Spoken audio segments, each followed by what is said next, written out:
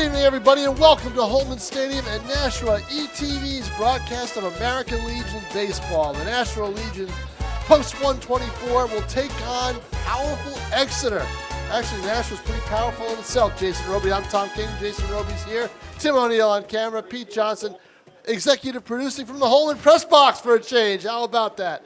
But this should be an interesting game, Jason, because Exeter comes in at 12-2 and Nashua is at 10-1. The two best teams in District B going at it 9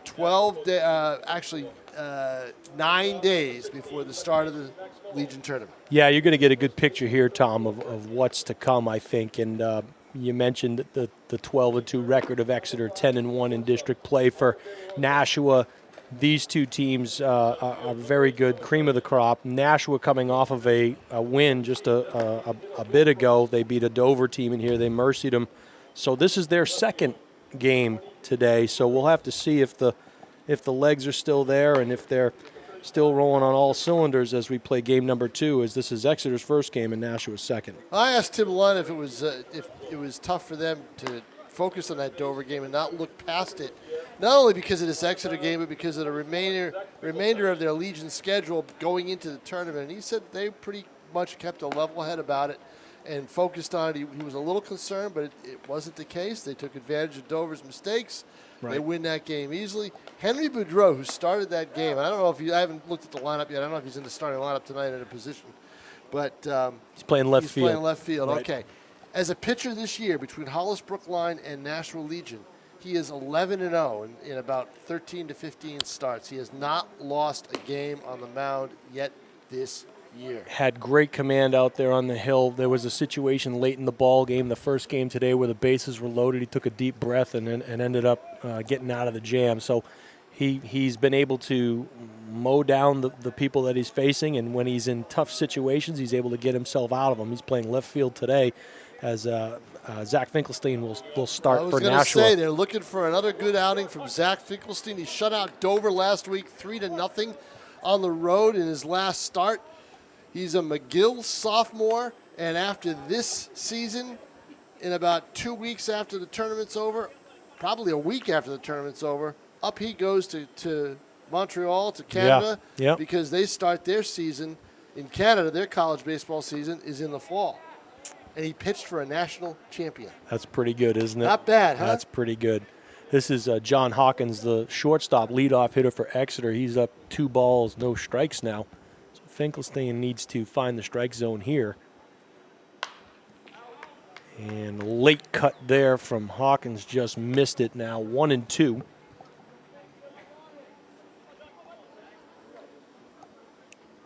Sun setting here at Holman Stadium. Still some brightness out in right field.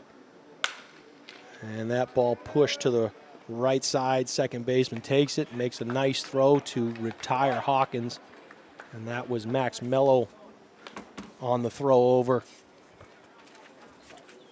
to first. Brett Anderson on the play at first base. So one down here, top of the first, as Jonathan Lendrum, the left fielder, will come up to the plate. Get some signs from the third base coach, the head coach. Finkelstein throwing some gas here. 0-1 now to Lendrum. Tell you how interesting this is that Exeter is back on top. You know, we know their high school program's excellent. But 2 years ago in the Legion tournament, they had to bow out of it because they couldn't field the team. And Dover came in here today, Tom, with 9 kids, and there you go, 3 straight fastballs to Lendrum, and he was behind on those last 2. Yep. And quickly, 2 outs here in the top of the first. Finkelstein making quick work of the Exeter left fielder. Yeah, your numbers, Tom, and as I look at this Nashua team, you know, Exeter, I believe, brought 13 kids here today, and Nashua, loaded. 17 kids, loaded. You know, on the roster. Yeah, they've done a good job because don't forget, 4 or 5 years ago, Nashua Legion was in trouble. It was in trouble, right? I remember reading those articles, Tom. Yeah. This is Rob Wharton, the catcher for Exeter. And I'll tell you what, talk about a guy who's got a pulse of his team. is Tim Lund. Yep. And I'm not doing that to butter him up. He coached JV at Girton, and I think that's almost perfect for this group because he teaches. I'll tell you this too, You know? Tom. I was down on the field earlier getting the lineups, and they're just, and that ball is roped into left field and quickly. Boudreaux. It's the summer of Boudreaux. The summer of Boudreaux. The summer of Henry. It's the summer of Henry. That's what it is. Line out to the left fielder Boudreaux, and just like that, 3 down here in the top of the first as Nashua will come to bat in the bottom. And but your thoughts on Lund? Yeah, you were just down on the field? the team is loose. And they're coming off a game where it was hot down there, and the kids got some water, and they were taking some infield, throwing the ball around a little bit, and just loose. And I think they were actually talking about cooking bacon. They were talking about the things they like to eat in the summer. And what are they watching, that commercial where the kid sleeps all day and then they takes bacon to wake him up? Pretty much how it goes, and ramen noodles and all that good stuff. So a college staple. But they're just they're laid back and firing on all cylinders here, as is this Exeter team. So something we'll give today and give us a pretty good picture as what we're going to see here. Well, we'll see if Nolan Kilmonis is firing on all cylinders. He's a right-hander. Watching him right now, he kind of has a short delivery, shortens up on the delivery, doesn't overthrow, it doesn't look like. Right. So it'll be interesting to see how that works out. Max Mello will lead off, followed by Brett Anderson, who's not feeling all that great. Right. They took him out of the first game because he wasn't feeling that well. Albert and wanted to preserve him basically in this warm weather for this one. Albert De La Rosa will hit third. And that's a little odd. De La Rosa is a speedster. He's your typical leadoff hitter, but they haven't been hitting, so Tim has switched things around a little bit. Noah Therrien will hit cleanup, and I'll tell you what, watching him in high school, I never looked at Therrien as a cleanup hitter. Right. But they're trying different things, and it worked in the first game. Will Brooks will bat fifth and catch. Henry Boudreaux in left field. He had 4 RBIs, including getting the win in game 1. Kyle Shue will be the he'll be the catcher. As Will Brooks will DH. And probably a good move there. It was hot out there that first game. No, you can't do it. And Nick DiLorenzo will bat eighth and will bat seventh and play right field. Hunter Ruthier, well, actually eighth in right field, and Hunter Ruthier will play third and bat ninth. Zach Finkelstein will not hit. He is being DH'd for. Just your pitcher. Right. So Mello steps into the left-handed box. Finkelstein got the walk that ended the game in a mercy rule 12-2 in the opener against Dover. Creative scheduling. Play a doubleheader against 2 different teams. And that pitch from Kilmanis just missed. So 1-0 now. And that is high, taken for ball 2 to Mello. So Mello ahead now in the count, 2-0. Bottom of the first here at historic Holman Stadium. That's going to go foul, just foul. Just a bit outside. Yeah, Mello came around on that a little late and just dropped it to the left side of the baseline. This team has a heavy Hollis presence. They do, yeah. Yeah, they have Boudreaux from Hollis, Mello from Hollis, and DiLorenzo. And a good Hollis team, Tom. The team that made it to the finals. Boudreaux started that game but got a no decision. Right. In case you're wondering how that unbeaten record fared, because they didn't win the title, but he didn't. They lost it in the bottom half. Is that right? A walk-off? Yeah, walk-off, yes. Yep. 3-1 now. And that's going to be bases on balls from Max Mello. So Nashua, with their leadoff hitter, something going here, moves down to first base as Brad Anderson, who will be playing first base here, steps into the left-handed box. The one thing is you basically have to project everything towards the tournament in terms of what you have and what you need. And I think when you're playing a 5-day, let's see, Friday, Saturday, Sunday, Monday, to 5 days, ooh, there's a rope. That is smoked.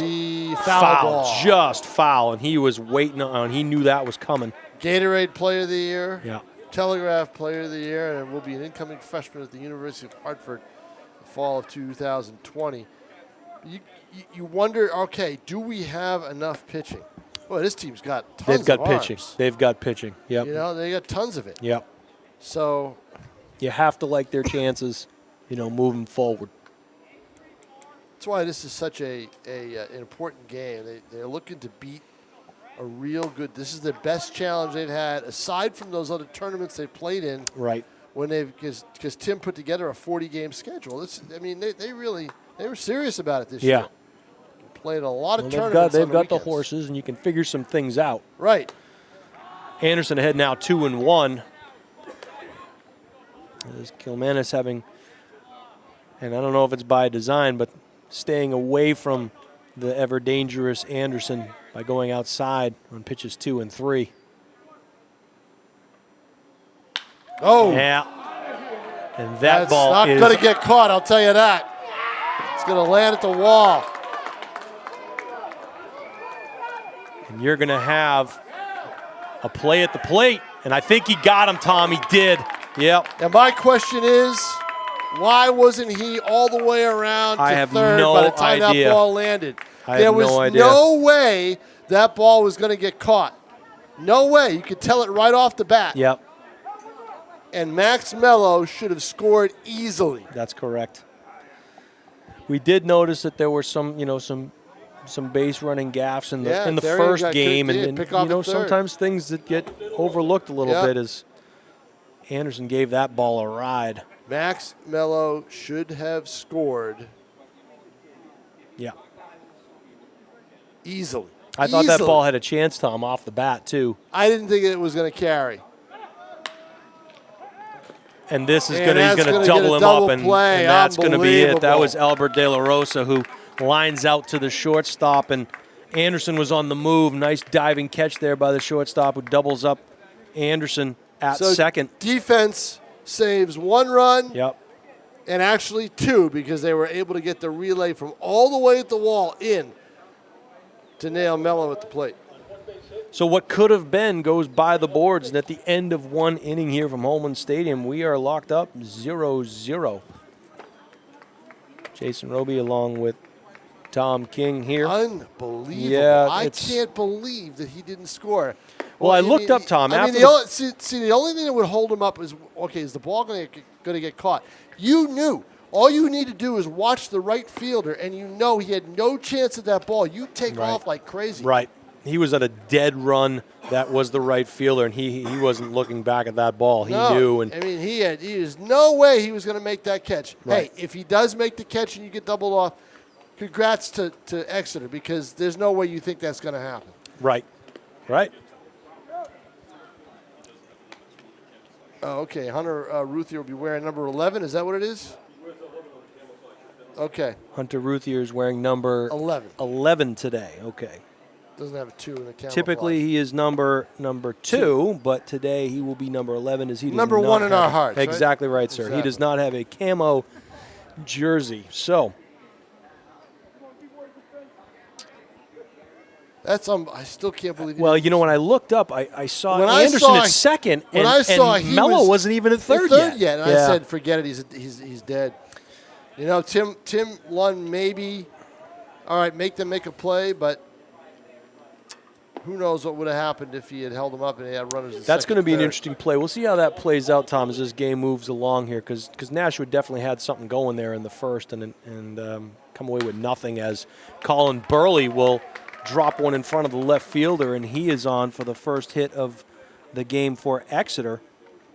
The right fielder gets jammed inside and drops one in between the shortstop and the left fielder for the first hit of the game. And this will be Harrison Lendrum, the first baseman for Exeter. Play him straight away, looking for 2. And that's going to advance the runner. Yeah. I'd almost call that a pass ball. Yeah, Finkelstein, that was outside, and catcher had it. Had to reach for it, and just a bit outside there. I think that's a pass ball. Well, official score, pass ball. Yeah, I would say so, wouldn't you? Yeah. Yeah. Shoe should have had that. Got to backhand those. Wasn't that far outside. Count now evens up. I believe it's 1-1 here. It almost looked like he would have been crossed up on that pitch. So Right. He wasn't able to get it.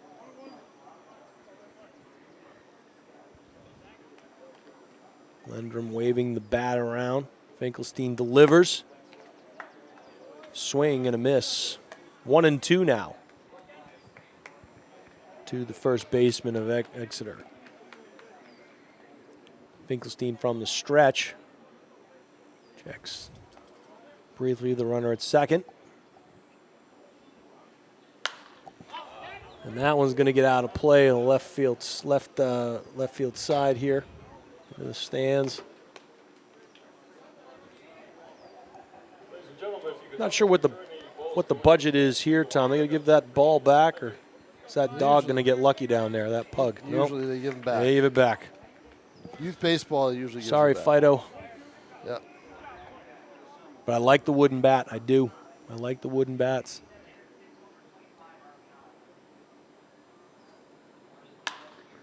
And that is a high fly ball. Second base side. Second baseman side, and Yep. it's his ball. So Lendrum will be retired on a pop-up to the second baseman. And the first out of the inning. John Mello. Martell, the third baseman, now up for Exeter. Mello played third in the first game.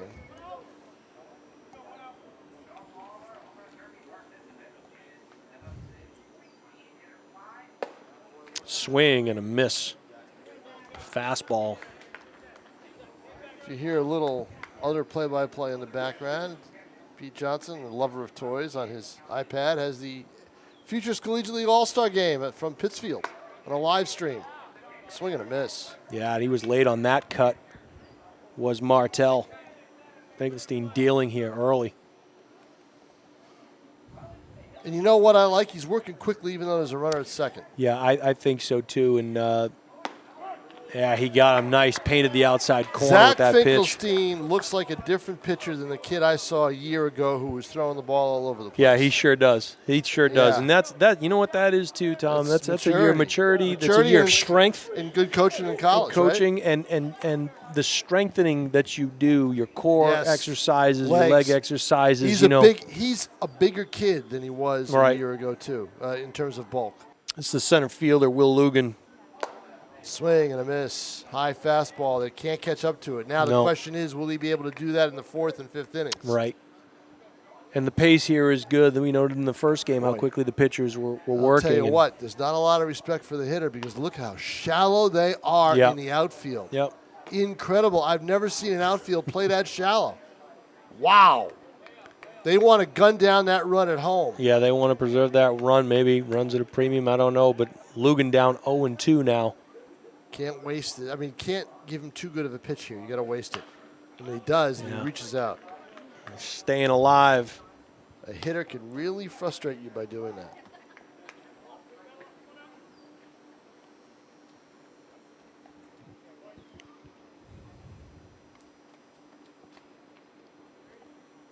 Burley leading off of second here.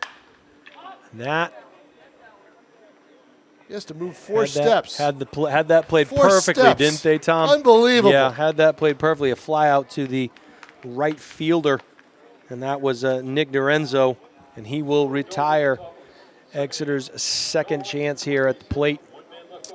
At the end of 1.5 now, still a 0-0 ball game. Jason Roby along with Tom King, Tim O'Neill on the moving pictures. Pete Johnson, executive producer.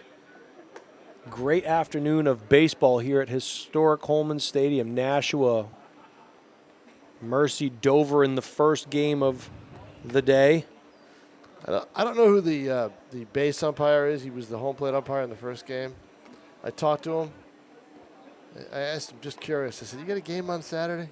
He goes, "I got 2." He's a doubleheader at 10-1. And you know how hot it's supposed to be on Saturday? 100, I believe I Almost saw. 100. Yeah, 100 degrees. Yeah, Vegas comes to Nashua, right? That Encore casino will be Well, they were perfectly spotted, right? We're talking about John Collins talking about the sports gambling here, Tom. That New Hampshire has legalization. legalized it, which Yeah. shocked me. I thought for sure that bill would just disappear somewhere, and it didn't. It landed right on the governor's desk and it was signed. Yeah. So the question I have in my mind is the cart before the horse. Well, where's the money appropriated? Where's it going? Well, it's going to go to education. So that's according to the governor, it goes to education. There it is. That's what I had thought. But in my mind, it's the cart before the horse. You know, casino would bring in even more money, right? And you would have a place to do that betting, right? With sports book and everything else. Now instead, you've got to open up 4 or 5, betting parlors around the state. Right. This is what they're going to have to do, and it won't be done until another year and a half, 2 years from now. So, and then the rest of it will be online. But in my mind, it's the cart before the horse. Right. So. Bottom half of the second inning here. We'll bring up Therian, Will Brooks, and Henry Boudreau, the 4, 5, 6 hitters. Noah Therian, the center fielder, will step into the box. Face Kilmonis.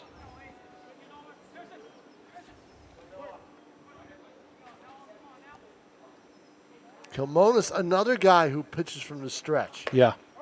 Just like the Dover starter did in the first game. He paints that outside corner. Gets ahead 0-1. I just noticed that. I'm surprised. Yeah. I didn't notice it in the first inning. Well, limit your movements, right? Less room for error. Come straight ahead. John didn't like it. John Collins didn't like it. He thinks it comes back to haunt the pitcher at some point. I don't know how, but he just does. Golf shot hung in the air. It's going to be caught. So Therian flies out to the center fielder. First out of the second inning. One down here. Will Brooks, the designated hitter, caught the first game for Nashua.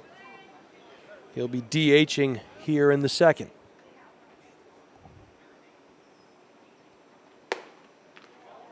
And that ball inside. And even there's still a little bit of sun out there in right field.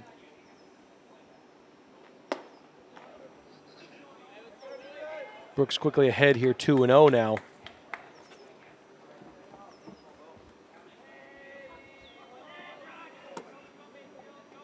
Will they operate the scoreboard, Tom, for the playoffs? Yeah, they'll have somebody here, I'm sure. 3-0 now to Brooks.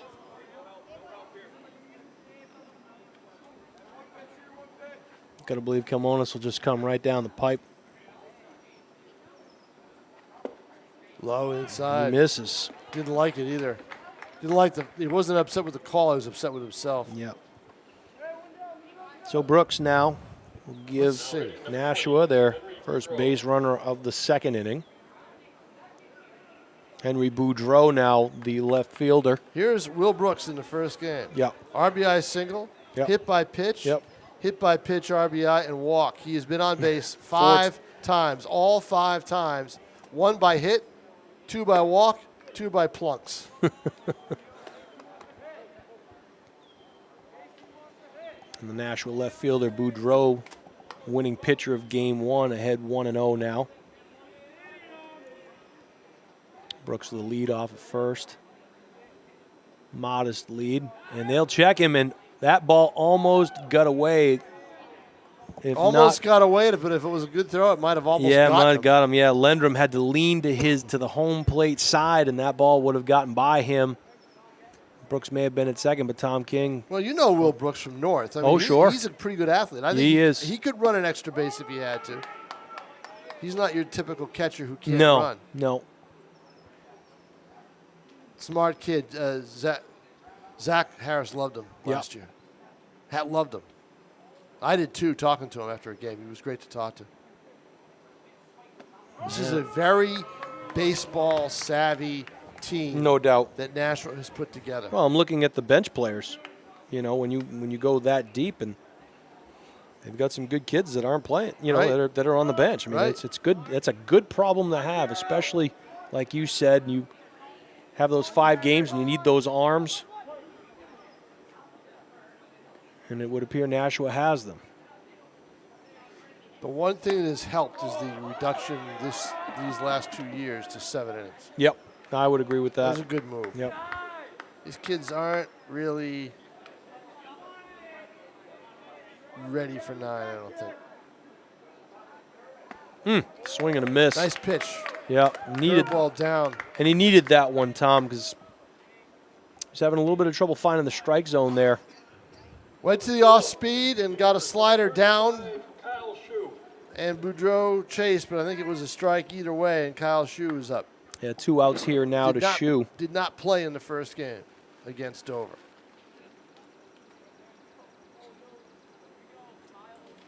And he ropes that one. Bonk. First base side foul. Had there been a bullpen down there, it would all scattered on that bench.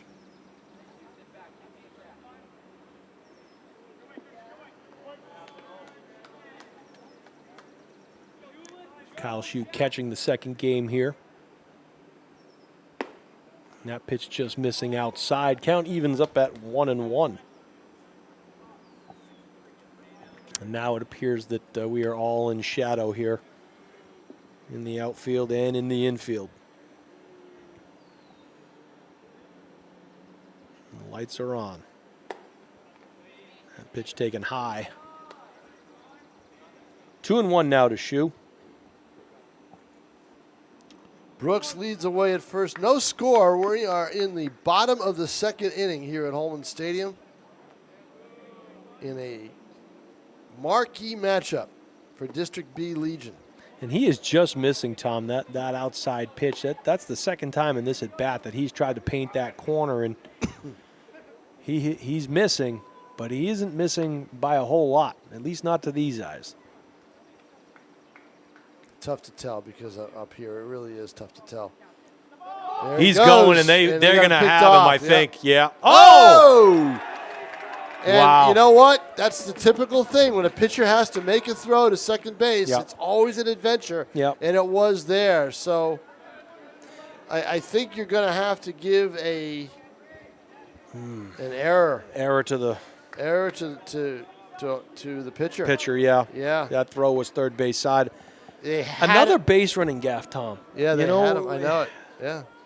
He tried to time the move and missed. He just missed. Yep. That's something they'll have to shore up. So now a solid base hit could score a run.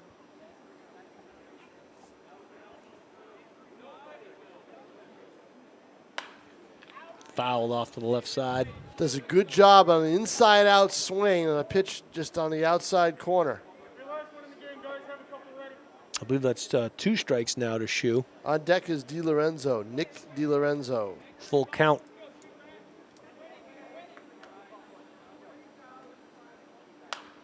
Again, wasting one, fouling it off to the left side.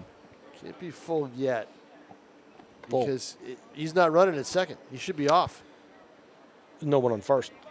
It's true. Still. 3-2.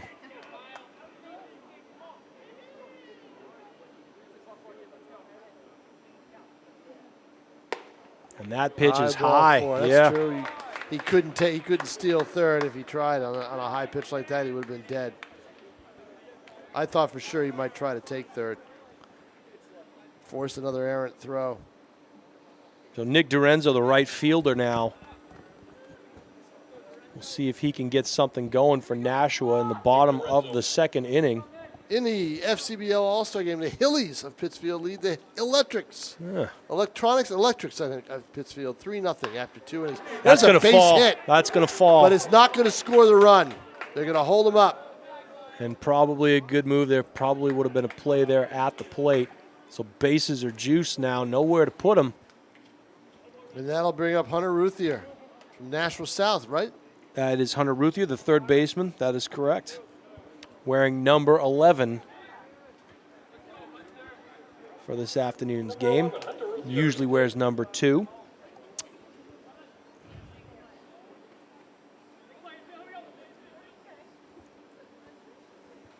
Bases loaded here in the bottom of the second. That pitch is high and inside, just missing the left shoulder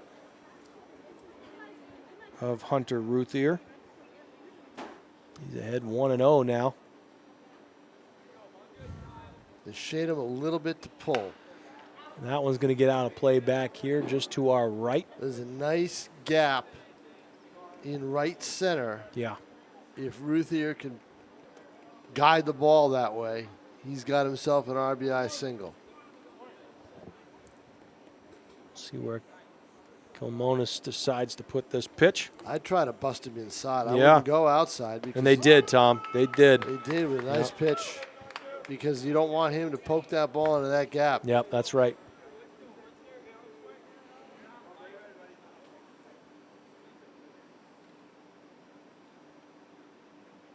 That's ooh, Just wow. misses outside. Ooh. Count evens up at 2-2 to Ruthier. Where was that? Was it high? It may have been a little high. It looked like the catcher brought it down a hair. Ooh, just missed that one. Yeah, he did, but he had, it was a tough pitch. Yep. It was in on the fist a little bit.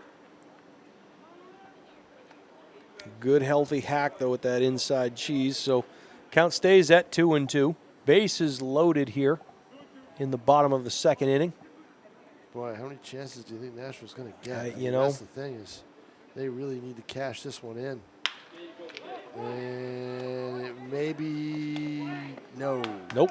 Got it to second. Got him. in It was time. a close play, but a nice play by the shortstop, and they get the force at second. Yeah, the big thing there, Jason, is they got Ruthier to pull the baseball, which is what they wanted him to do.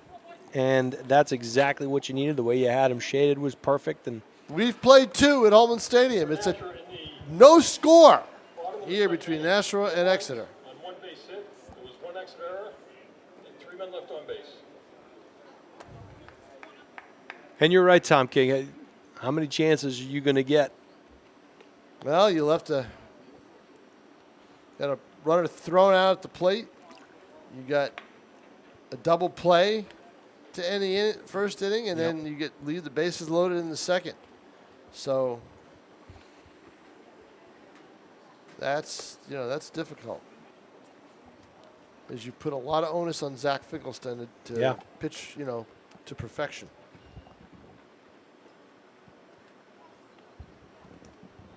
I don't blame Tim Lund for holding the runner up on that base hit. I just think that was a smart play. You would have had probably would have had a second runner cut down at home. You wonder, you start second guessing yourself because you think, geez, did I make a mistake the first time? And I think that was, base runner error, potentially, the throw out at the plate. It should have never been that close, but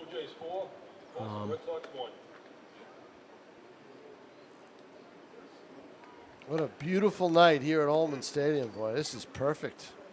Absolutely perfect. Guess it's not going to be that way the next couple of days after this. But no, it's going to be when I start my vacation right on cue. Yeah, where are you going, Tom? Or do we not? We don't want to say. We don't want to say.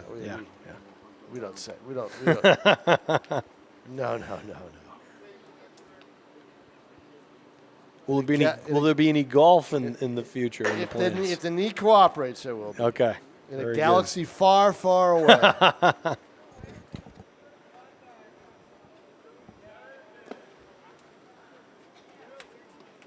So we will head here to the top of the third inning now, and the pitcher, Nolan Kilmanis, will come to the plate, and he will face fellow pitcher Zach Finkelstein.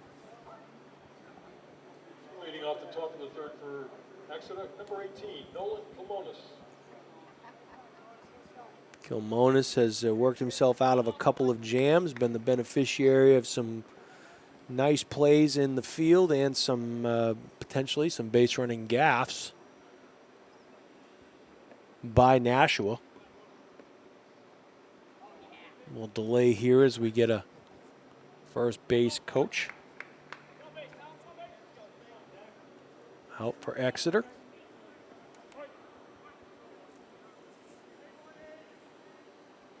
Finkelstein paints that outside corner with a fastball to get ahead.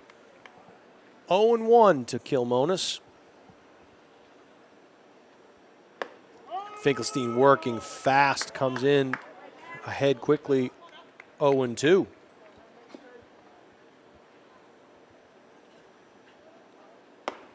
Three pitches, 3 strikes. Kilmonis goes down swinging. 1 down here in the top of the third. Good sequence of pitches there for Finkelstein. He's going to face Christian Petrie, the second baseman. Again, starting off, painting that outside corner ahead quickly, 0-1.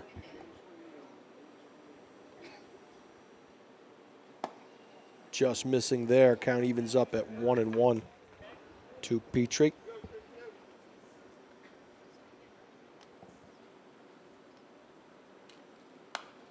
Swing, just getting a piece of it, fouls it back to the screen to the right side.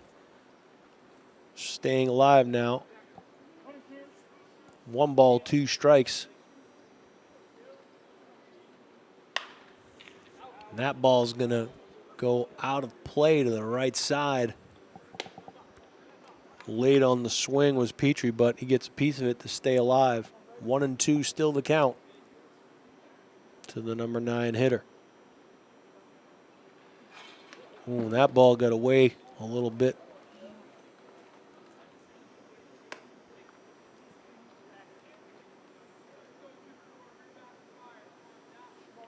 Two and two now. Finkelstein from the windup. And that should be playable. Hit into foul territory. Caught by the first baseman for the second out. That was Brett Anderson on the play in foul territory, just beyond the first base coach's box.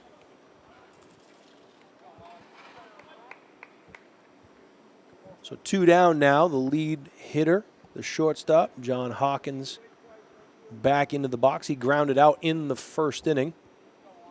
So this will be his second look at Finkelstein.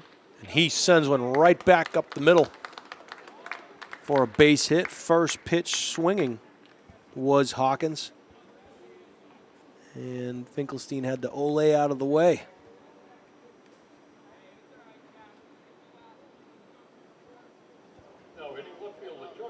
Jonathan Lendrum, the left fielder who struck out swinging his first at bat, will get his second look.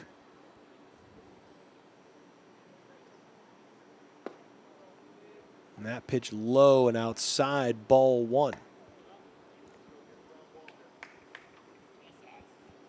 Hawkins, the leadoff hitter with decent speed at first. Finkelstein checks on him, comes to the set. And again, low and outside, ball 2.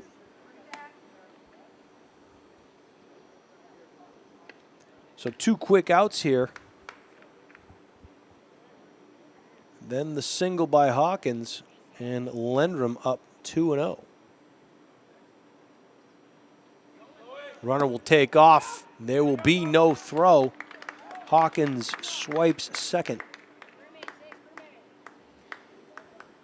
So Lendrum now with an opportunity to get an RBI if he can find some space in either left center or right center.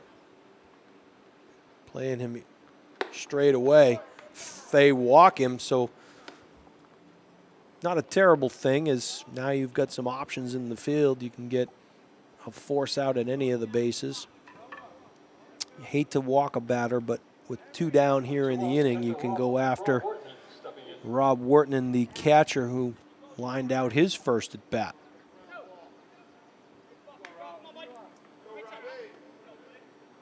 Exeter, something going here in the top of the third after 2 quick outs. And that pitch is high for ball 1. Finkelstein suddenly having some trouble finding the strike zone.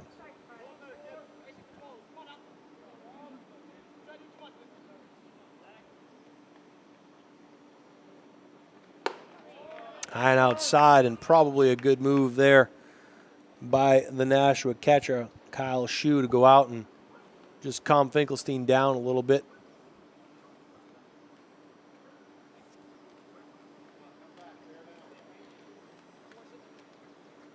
Have to throw a strike here if you're Finkelstein.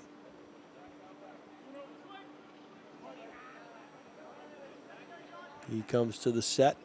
Wortman waits. And that pitch is high.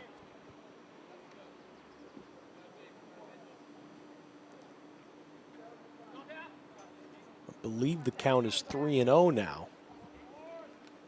Have to believe that bat won't leave his shoulder.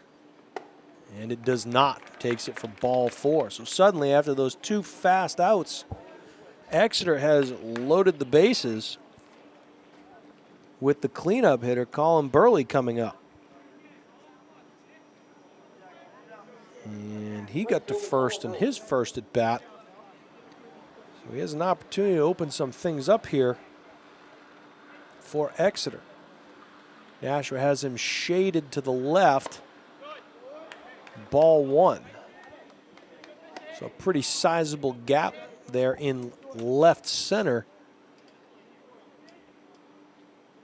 Or excuse me, right center, should he find that gap. And a strike. Count evens up at 1-1. Tom King, after 2 quick outs here now. All of a sudden, the wheels came off. Yeah, suddenly we had some trouble finding the strike zone, and bases are loaded with 2 down. And that, He's trying to stay down in the zone, and that's what has frustrated him. 2-1 now to the cleanup hitter, Burley. So let's see if Exeter can do what Nashua couldn't, cash in on an opportunity. And they may do so Via the walk. Via the walk. Yeah, 3-1 now. Finkelstein has got to basically just guide this pitch over the plate and take his Nowhere to chances. put him.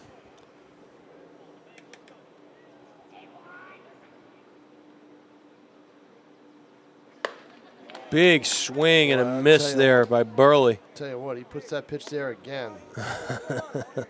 I think he's going to have him. It doesn't look like Burley is going to be. Can't keep up with that. No, and he also can't hit the opposite way. Looks like he's trying to pull the ball. Let's see what we do here. Full count. Runners move. Got Swing him. and a miss. And a huge pitch by Finkelstein. And Finkelstein pumps his fist as he walks off the mound. That was an emotional pitch, an emotional swing, an emotional inning for Nashua. They feel that they ought to be up 3-4-0 in this game. It's scoreless, but that's a victory for them. Well, I think 2 missed opportunities there for each team now, and you know, something's going to give here, and who's going to break through first? I think if you're Nash and you're Finkelstein, you load the bases like that, and you come back and get that strikeout, as you said, that was huge, especially after walking a couple of batters. No question about it. Bottom of the 3rd here from historic Holman Stadium, and we will go to the top of the order, I believe. For Nashua, that would be Max Mello and then Brett Anderson, and followed by Albert De La Rosa. Any of them get on, it'll be Noah Therian. You get top of the order coming up, you need to take advantage of it, especially after getting out of a jam like that. This inning is going to tell you a lot about this baseball team, I think. Right.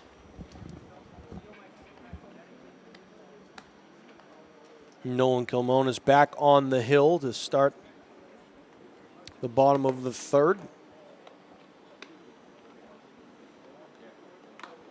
Lights are on here at Holman Stadium. Beautiful day for baseball, night baseball now. The All-Star game being played away from Nashua. Silver Knights on the road. What'd you say the name of the teams were, Tom, for the All-Star game? The Hillies and the Electrics, I believe. Okay. The Electrics played in the Eastern League back in 1920, and I think the Hillies were an Eastern Association team in 1908. I remember because I watched both teams play. Right. So, Jason, I said I remembered. I watched both teams play. See, Tom, that's time for me to just zone out. Max Mello will step into the left side box. He was the beneficiary of a walk in the first inning. Was the second baseman. 1-0 the count. By the way, Tim O'Neill, did you bring any food tonight? Got some nuts. Yeah, okay, because besides the two that are sitting here. If we were squirrels, we'd be in good shape. Because, Tim O'Neill, I thought of you, what was it, on Friday, after we did the game Thursday, because I came here to Holman Stadium, the son, Creedon Jr., was here, and I got fed. 2-1. In fact, I may Mello. enjoy some of what he gave me tonight when I go home. Wow. Yeah, I got that much. Delicious. Ball inside. A hungry 3-1. cameraman on Thursday night did not like the fact that we weren't fed during Right. the game. Of course, I was the beneficiary of a Tom King picture that was sent to me of some grilling you had done the other night. That's right. I told you I was going to And have you the did? turkey burgers, and I Yep. showed them right to you. Sure enough. And that pitch, like a bit of a gift as it catches the outside I can't corner. believe they called that a strike Yeah, the count is full now to the leadoff hitter. on Mello. And he And gets see, a piece Mello of that. had to Had go to for swing that because the pitch because was the called pitch a strike before, prior right, to. exactly. Right, no doubt. Had to go for it. Yep. No doubt. And now I'm hungry. Oh, I'm starving. I haven't eaten since breakfast. And that's going to get hit to the shortstop. A backhander, long Whoa. throw, takes the first baseman off the bag, Tough and at- Mello is in. Tough at this level for Yeah. a shortstop to make that play that deep in the hole. Yeah. The best thing about that throw, it didn't sail anywhere to give Mello an extra base. That's correct, yeah. So you give Mello an infield hit, and Nashua has something to start with. So Brett Anderson, who gave a ball a nice ride into right field in the first inning, and fortunately was not the beneficiary of an RBI, has a chance to do something again here. And that pitch is high and outside. Ball 1 to Anderson.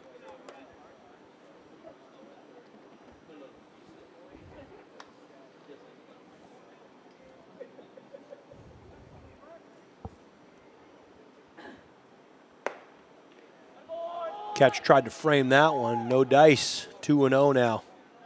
Boy, Anderson can rocket another one.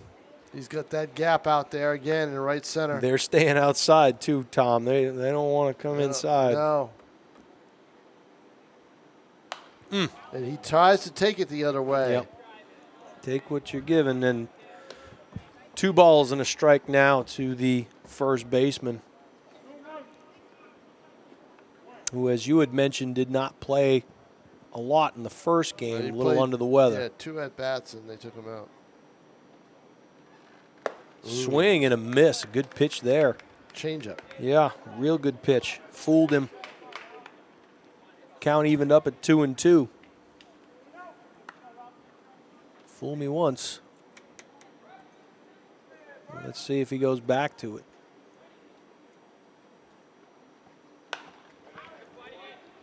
They've got him just a little off stride as Anderson is proving tough. Now the question is, now I would try to tie him up inside with a fastball. I would gamble on it because I think he'd be over anxious. Good call, but he ropes one. Yeah, you know what? I'll tell you Fisted why. him. I'll tell you why. He didn't throw a fastball. Right. He threw him a change, and Anderson was right on it. If he throws a fastball, he might not have caught up to it. Yeah. Yep. So good piece of hitting by Brett Anderson, as you would expect. First and second, nobody out, with De La Rosa, Tarian, due up. And he lined out, did De La Rosa to the shortstop, doubled up last inning. And Brooks to follow after that. And that Gonna be is caught. sized up well. Yeah, you're going to have to hold They'll him be. No, He's they're going going to to go. I'm not sure I would have rolled those. Dead duck. Oh, he is out. Dead duck. Tim Lund is looking at him saying, why did you run? With nobody out. That was not Why a good did read. you go? He must have missed the sign or misinterpreted a sign. Nashua running themselves I don't want to say out of this game, but out of chances to win this game. Base running gaffes, Tom. We You're always say right. in high school baseball, you know, issuing walks is a bad thing in high school baseball, and certainly base running gaffes will do you in as well. And Brett Anderson is a lonely guy at first base right now. He's a long way from home, huh? Wow. Noah Terrian. If Terrian gets a base hit here, that'll just make Tim Lund, you know. Lund was very called time. Lund didn't hold back. I mean, he looked at Terrian. I mean, he looked at Mello and goes, why? Got to say this, Tom. We're homers and we want to see Nash do well, but a good job of executing the cutoff throw to the shortstop and great hitting job. the play. We knew he was dead as soon as the ball was thrown from the center fielder to the shortstop. Yep. Because the relay wasn't that long. No, it was just a good play by Exeter. Fundamental ball, and it's like, okay, you want to try it? Take your shot. Take your best shot. Now it almost seems like, you know, you wonder, but is Nashua pressing a little bit? Are they trying to force things a little bit? Well, I think Mello missed a sign. I think he either didn't look at Tim or missed whatever he was supposed to do and thought that he had a chance. And I don't see how could he have thought that. The center fielder was not playing that deep. No. Just a bad play all around. Yeah, your cleanup hitter Noah Therian now steps in, and Noah's got a good eye. He might be able to draw a walk after this. And he does. And that would have made it. Boy, bases would be loaded right with now, one huh? out. Yep. And now you've got Brooks up, who has not been retired yet. That was me knocking on wood because Yes, I knew it was coming. Yep. So a chance here for Will Brooks to do some damage. Designated hitter for Nashua.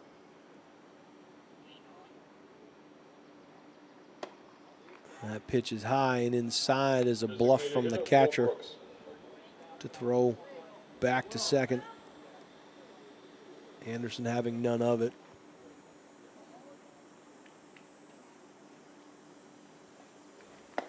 Ooh, fooled him on that pitch, yeah. He's got a great change. Boy, he sure does. That was a great change up there by Kilmonis.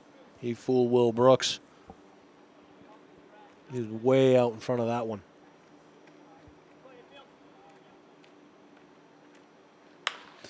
He waited on that one, but it should be a nice play to second. So Nashua retired again. No runs, 2 hits, another base running mistake. There were no errors. And there were 2 men left on base. We have played 3 here at historic Holman. Nashua and Exeter, no score.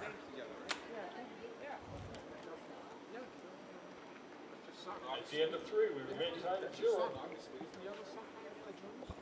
No, he's got trout balls. Oh, really? Yeah, so we spent that reason. More pressure on Zach Finkelstein. Now, just looking ahead here, Tom, will they go extra innings in Legion Ball? Oh, sure. They'll go they'll go until somebody wins. Oh, yeah. There's no gimmicks like there are in the FCBL. The reason the FCBL has that is they want to preserve the pitcher's arms. That's why. Yep. And that makes perfect sense. They had a marathon game a couple of years ago. I think maybe 2 of them. One that went 18. I mean, we had 2 18-inning games in 2 years here. Wow. So, I mean, you don't want to kill your arms. And college coaches go nuts. How many innings did my guy throw? Right. You know? They don't want that. Right.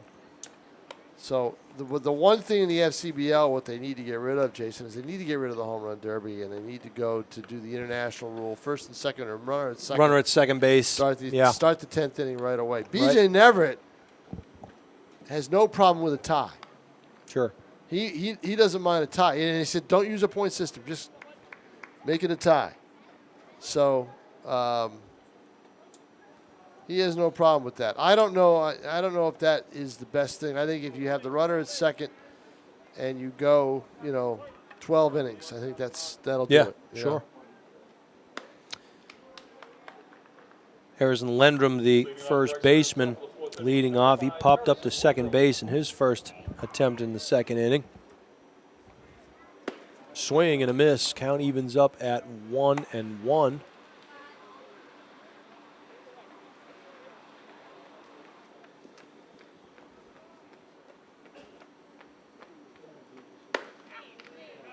Ball 2, 2-1 now. And I didn't ask, are we live, Tim, or are we on delay? We are live, so as of right now, the Blue Jays are up on the Red Sox in the middle of the 4th inning. There's another strike to Lendrum. The Rays are up 2-1 against the Yankees in the middle of the 5th. Heading to the bottom of the 5th. Swing and a slow roller to the first baseman, Anderson, as he retires the Exeter first baseman, Lindrum, on a ground out. So one down here in the top of the 4th inning. Third baseman, John Martell. John Martell, the third baseman, struck out looking his first time facing Finkelstein, and he comes high.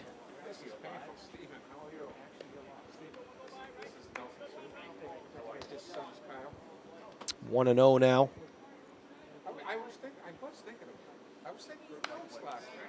Good cut there, fouled straight back by Martell. Count evens up at 1-1.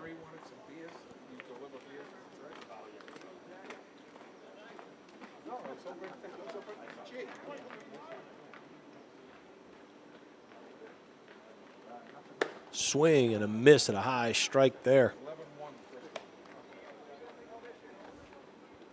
Finkelstein working quickly to the Exeter batters. Pitches outside. Count will even up at 2-2 now.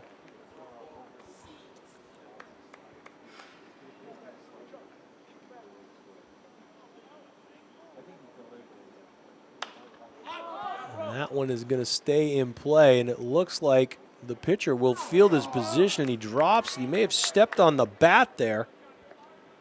And you usually want to encourage one of the position players to catch the ball, not the pitcher. So we'll see if that comes back to bite Finkelstein. Still 2-2 now to Martell. And it does not. So he goes down swinging. Second time via the strikeout. First time looking, this time swinging. That'll bring up Will Lugan, the center fielder, who popped up to right field his first time facing Finkelstein.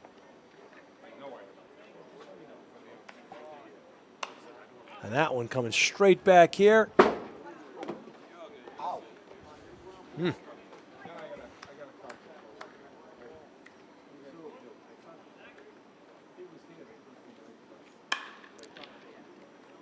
And a fly ball hit to left field, and that's going to drop. So Will Lugan gave that one a ride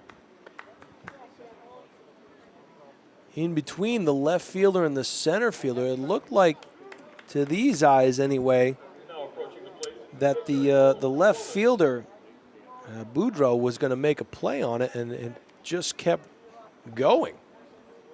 So maybe fooled him a little bit. He stands at second now, does Lugan. Kilmunis is going to drop that one in, and we'll see if Exeter tries to score, and they will. There'll be a play at the plate, and they would have had him, but he couldn't handle it, could shoe.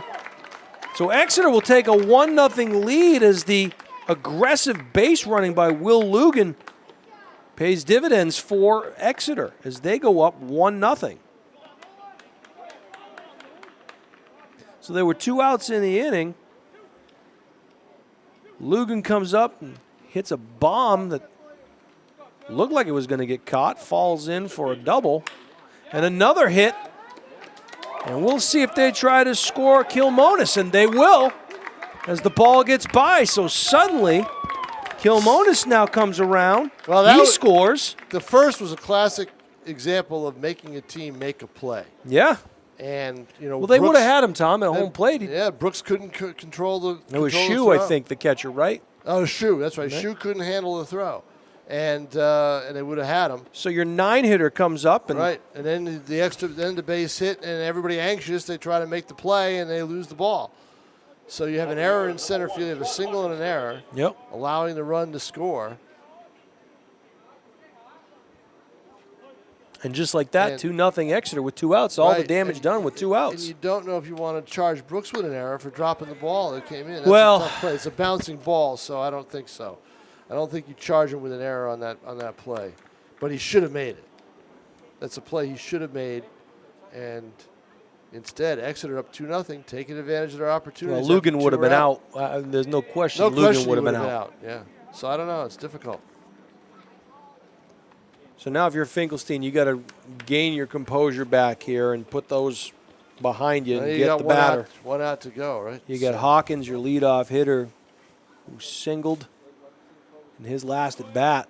Runner will take off. There'll be a play at second. Nice throw. And they got him, I think, and they do. No. Yep. He's gone. That'll be the third I'll out. tell you what. I don't think they had him. I think he beat the throw. Right, Tim? Yeah, he beat the throw. But there's no replay in Legion ball, so that'll do it. Nice throw by. It was a great throw by Shu, Yep. but he had a good jump. He just beat the throw to the bag, I think. The umpire called him out. Thought his foot was in. So thrown out is Pitry, and that'll bring an end to the top of the 4th inning, but not before Exeter gets 2 quick runs. They're up 2-0, heading here to the bottom of the 4th.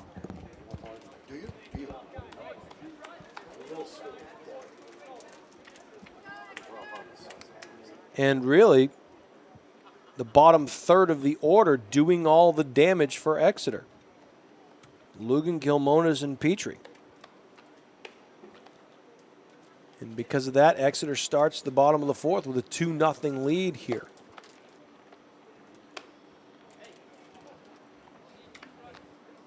Kilmonas will face Boudreaux, Shu, and DiRenzo. And if any of them get on, Hunter Ruthier. So we'll see if the bottom half of the Nashua order can get anything going here. So a fly ball that probably should have been caught in the outfield, right? I mean, Was it misplayed? Did he? I don't know. I just think both outfielders didn't have their signals together. I would have said that was the left fielder's ball, though, more than the center fielder. I think but the left fielder has the momentum towards that play. yeah.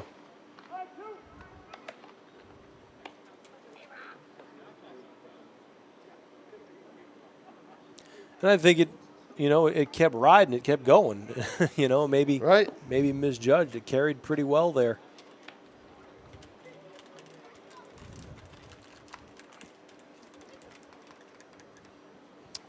But Exeter strikes me as a team that you've got to almost play perfect baseball against. They're not going to hurt themselves, and right? Nashua They're not going to hurt themselves. And Nashua has hurt themselves. Right.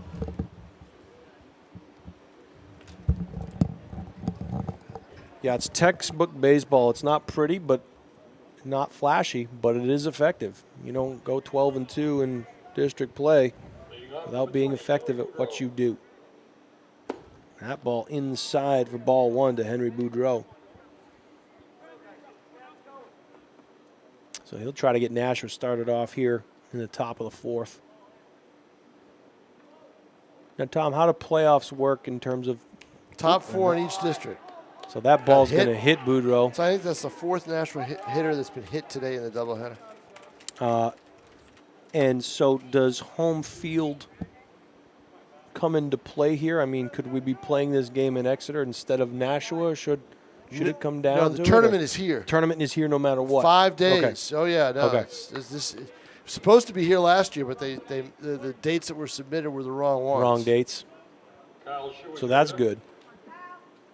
Silver Knights are on the road for that weekend. Now, so will they got to be teams- careful because they aren't on the road the day after the tournament ends. Okay. So if they're going, There's to a rain day or something like that. yeah, they've got a doubleheader starting at noon. Ooh, that's a pop up. That's It's not going to get any. Well, let's inside. see. It might drop. We'll see. No. Good play by the You know second what? baseman. If it did drop, they had him at the second. runner at Yeah, second because he yeah. had to play it halfway. That's right.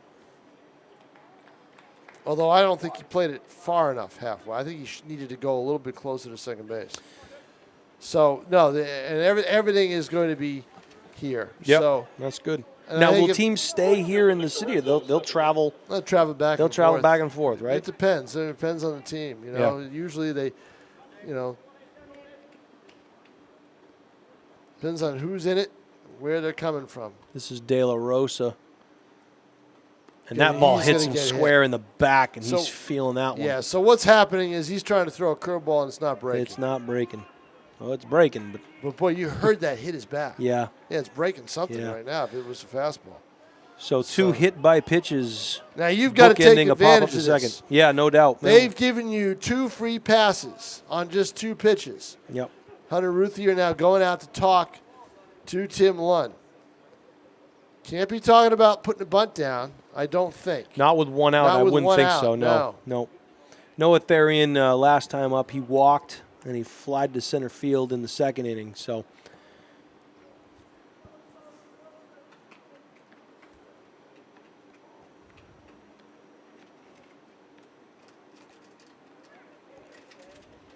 I believe, let's see.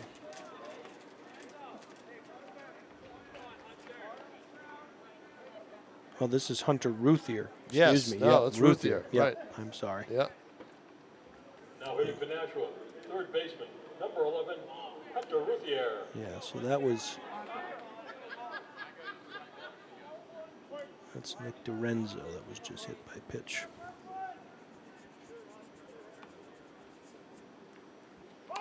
Oh boy, and he did try to bunt it, Tom. Interesting, huh? I'm surprised. Unless he thinks he can bunt for a base hit. Well, You know, you've got Mello up next, and he's reached base twice, but on an infield hit and a walk. right. Interesting. I don't think he's going to bunt now. Yeah, Ruthier checking with Gotta take Lund that down off. at third base. We'll see what he does. 0-1 now. Boy, if Ruthier could just slap that one right down the line past the first baseman. You look to bunt, Well, they gotta and throw gotta back throw at back at second. second. He's in there. I'll tell you what, though, it was close. Good throw. They had him. The hand got in. It was close. The hand got in. Yeah. And that would have been just devastating. Another base running mistake.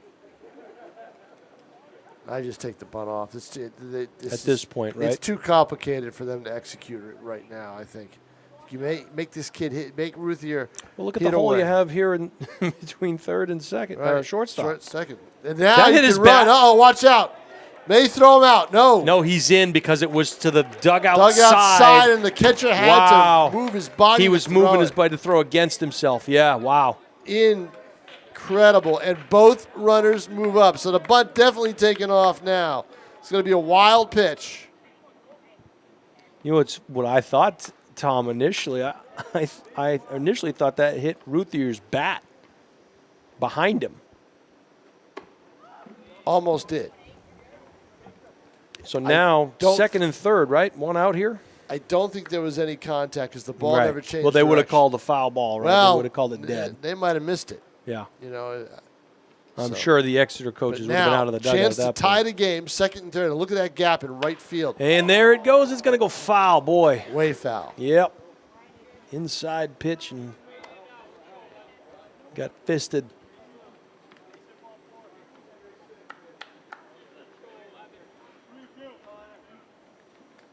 Full count now to Ruthier.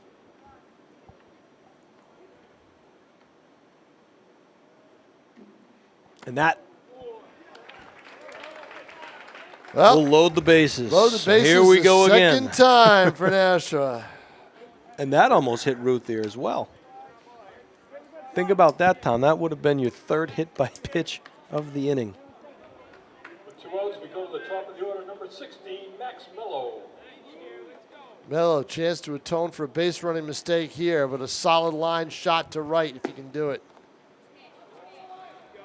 And we'll see what Mello. Boy, they are Gets not. offered. They are not giving the No. low strike in this game. You can tell that the pitchers are getting a little frustrated by it.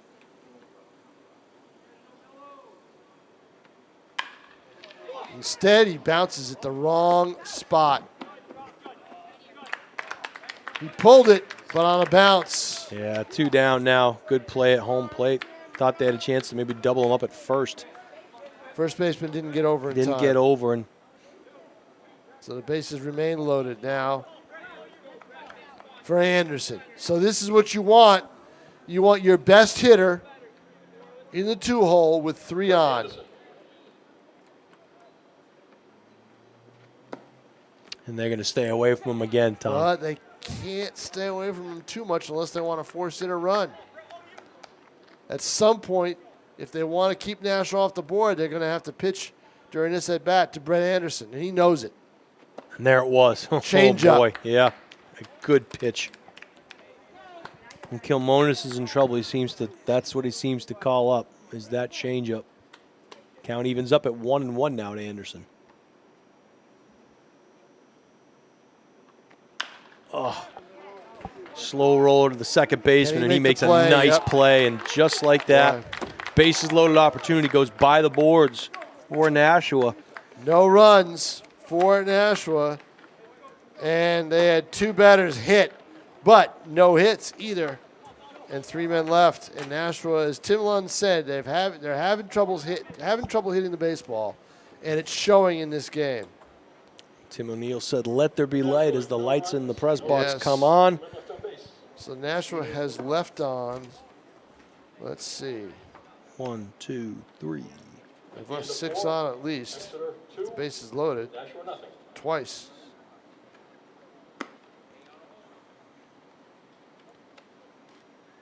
A lot. How many we got?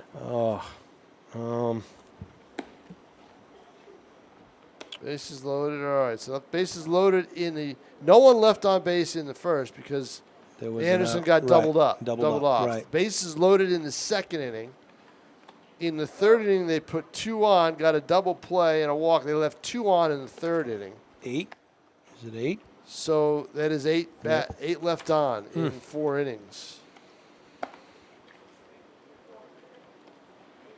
We'll head to the top of the 5th here with Exeter sporting a 2-0 lead over Nashua. Jason Roby along with Tom King. Tim O'Neill in the moving pictures. Johnson on the executive producer duties.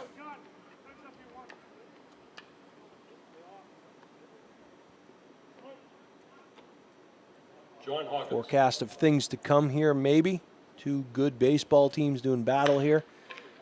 As the leadoff hitter, John Hawkins, singles into center field to get things started here. That's the thing. If you're Nashua, just keep it, keep it the way it is. 2-0. You don't want to give up any more runs. You get the leadoff man on, and now they can go right through the order here.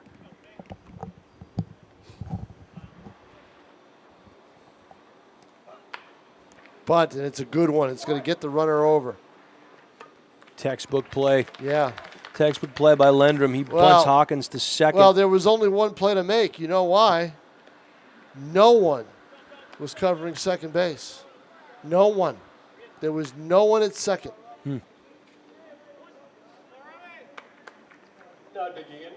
And so that would have been the shortstop's play, correct? That would have been evidently because you got to cover first with the second baseman. Evidently, they didn't expect the bunt. Right. Because no one was over there at second. Well, looking to manufacture a run here now is Exeter.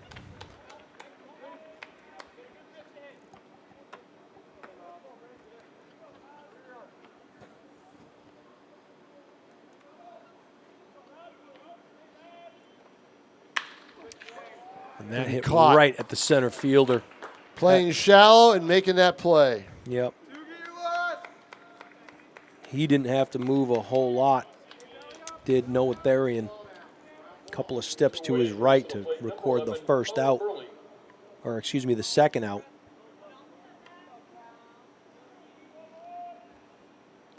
So this is where Exeter's done their damage with 2 outs. So it's imperative here that Nashua get out of this inning.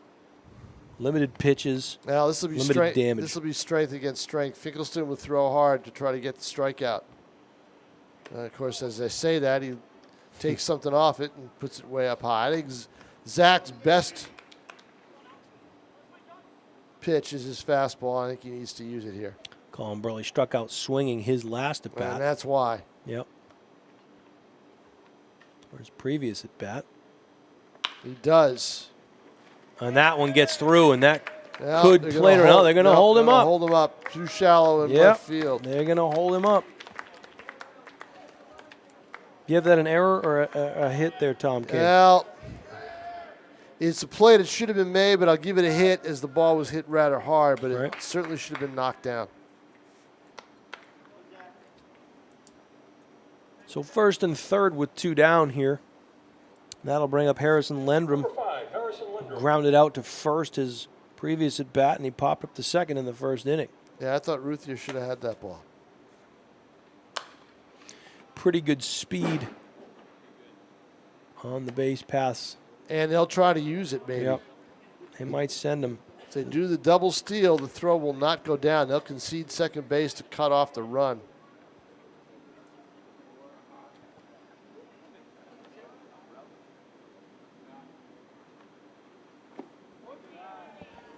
Ball low. 1-1 now to the first baseman, Harrison Lindrum. His third look at Finkelstein. And that's where it gets tricky, the third look. Most pitchers can survive, or good pitchers can survive the first 2. The real good pitchers get you past the third look. 1 ball and 2 strikes here in the top of the 5th. 2 down. He's going. And they're going to give it to him. No play. Because 2 men came over to cover. 1 to back up, 1 to cover. Instead of having 1 come in to cut the ball off, unless Finkelstein was going to do that. Foul. And that. But you can tell Finkelstein is lost a little bit of juice off that fastball at this point in the 5th inning. Yeah, I'm a little taken aback, Tom, by that last play. I think they could have had him at second, but it's a gamble. It is. Or at least faked it over there and maybe try to get a run down at third. Because this is going to play to run here potentially. Yeah, it's going to. Yep. Wild pitch. And Nashua, which desperately needed to stop the bleeding, can't do it, and they're down 3-0. And once again, damage done with 2 outs.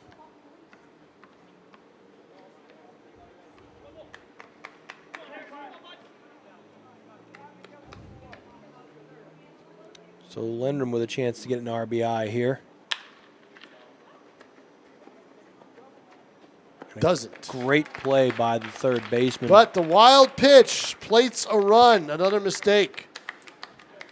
Hunter Ruthier made a great play there, Tom. I know, that was not an easy play to make. Not an easy play at all. But Exeter picks up a run. They had 2 hits. There were no errors. And 1 man left on. We have played 4.5 here at Holman. It is a 3-0 Exeter lead. For Exeter, 1 run and 2 base hits. Kilmonis will face Therian, Will Brooks, and Henry Boudreau here in the bottom half of the 5th inning.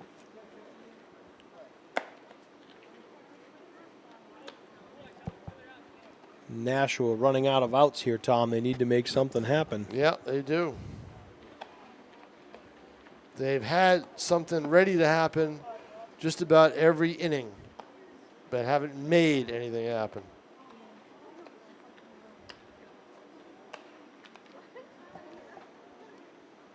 Beautiful night here at the ballpark.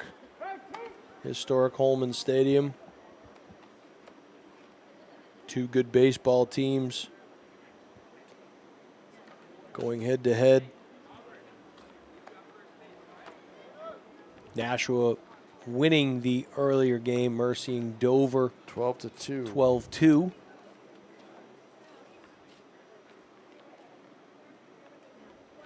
Bottom of the 5th, the Blue Jays are up on the Red Sox 4-3, and in the bottom of the 6th, the Rays beating the Yankees 3-2. Oh, 3-2. 3-2 now, yeah. That's good. Yep. And a run.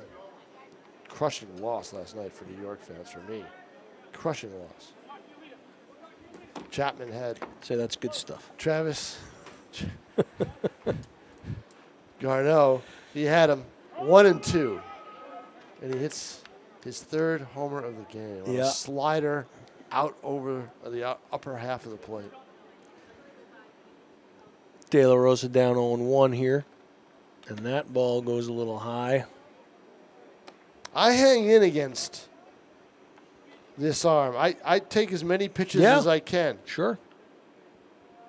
There's been some contact. I mean, he has that great changeup that he's gone to. Yeah, but see, that's a bad swing. Yep. Pitch was down in the dirt. Yep. I keep the bat on the shoulders against him. I don't think he can throw 3 strikes to a hitter. Yet he is ahead 1-2. And again, is Nashua, there it is. There's ball 4. That was a little bit of ball 4. Is Nashua pushing a little bit. Now that was interesting. Ball was not dropped by the catcher. I don't know why he ran. That was interesting. He probably thought it was, and they were throwing the ball around the horn. Yeah, I don't think it was dropped by the catcher. Yeah. Just a tough night all around. Yeah, it is. Game for Nashua. Well, maybe you get it out of your system now, Tom, and it's been a long day, right? It's been a long day for these guys. Definitely. They've been playing a lot of baseball. Strike 1 taken by Noah Therian, the center fielder.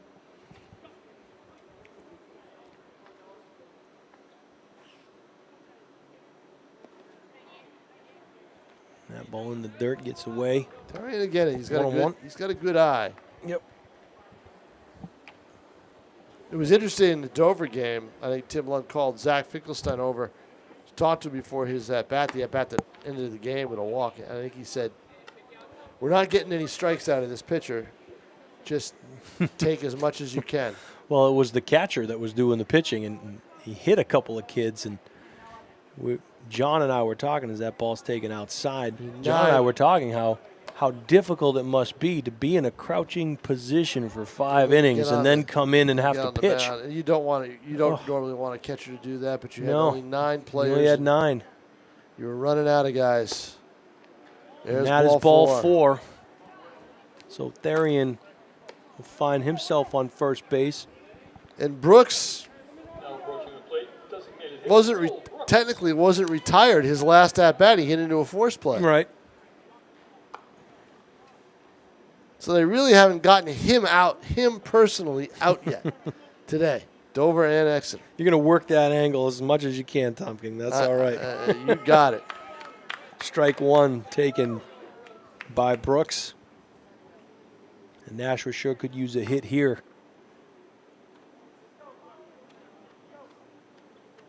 Exeter picking up another insurance run. The top of the 5th.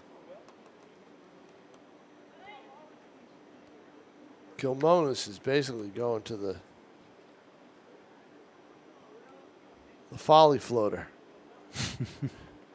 he's inside again. He's got no velocity left. You can tell. Yeah, and this is and I don't know if he's going to make it through 7, but I mean you've got to take advantage of this.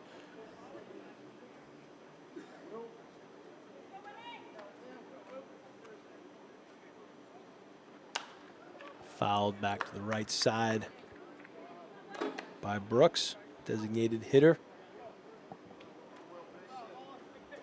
Playing him straight away. Therian leading off. Doubt he's going to be going at this stage. You're down 3 runs. That pitch is inside. Didn't quite come back. Exeter wanted that call. And that was probably one of the fastest pitches, with the most velo he's had in the last 2 or 3 innings. Therian is going to go, and it's hit another one. Yep. Whoa! And he threw the bat, and he almost hit his teammate. Oof. He almost hit Boudreaux when he threw that bat. I looked down and marked the score. Oh man! Like he just missed him. He gassed that bat towards the dugout because he was not happy that he was plunked, and in the process, he almost took out Boudreaux. Hillies lead the Electrics 3-2 in Pittsfield in the FCBL All-Star game, and they're going to make a change, I believe. Kind of saw that one coming. Yep. and I believe is the right fielder coming in to pitch. It would appear so. Or is A lot of changes here. yeah, we could. It's light rain in Pittsfield right now, but they're playing through it. It's rain that we'll probably get tomorrow. Yep, we're gonna have some scattered rain tomorrow, I think. I believe scattered thunder showers potentially. As I think you're right, Tom. This is Colin Burley, who's on the mound now. So Burley is in. Now pitching Padova. See, did Clemonis go anywhere? Looks like he's going to probably For- go play over to first, first, and they took yes. someone out of the dugout to maybe go into right field. We'll see. Or just to change gloves? Let's see here. Nope, that's Kilmonis is going over to first base.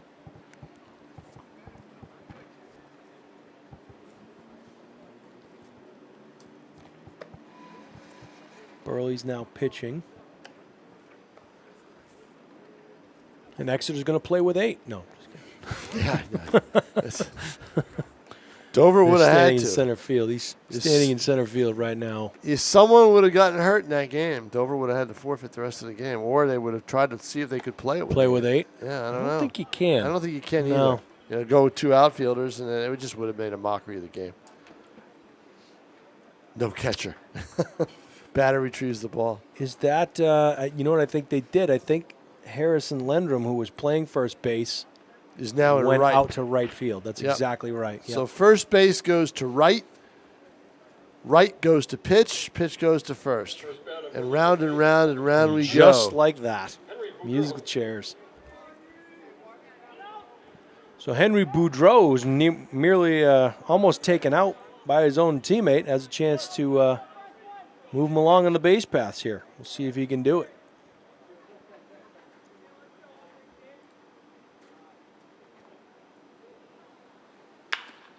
And that's going to get in the hole. I think another nice backhanded play there. Wow. Great play at shortstop. Fabulous play. I thought that one might get through.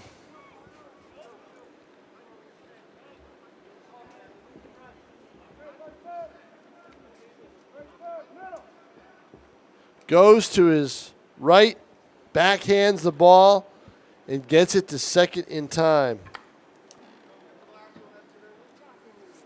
This should be Kyle Shue now, the catcher. And they'll He's walked and flown out to center. look Boudreau back over to first. First and third now for Nashua. As Therian stands foul territory just off a third. That pitch breaks late, taken for a ball. But Hawkins with a great, great play Yeah, at short. sure was. The ground balls that Nashua has hit, because of the speed of the pitches, have not been sharp. Right. They've been slow. Slow enough that the fielder has to hurry, but is able to get to it. Had that ball been hit sharper, it would have gone through the hole. Wharton trying to frame that last pitch, not getting the call.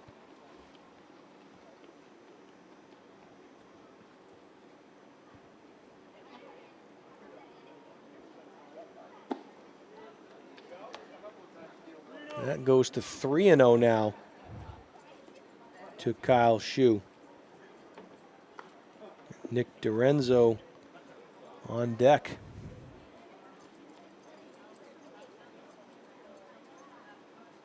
That's way outside, so the base is now loaded. Well, here we go again, Tom King. Well, Lorenzo has singled, has been hit by a pitch.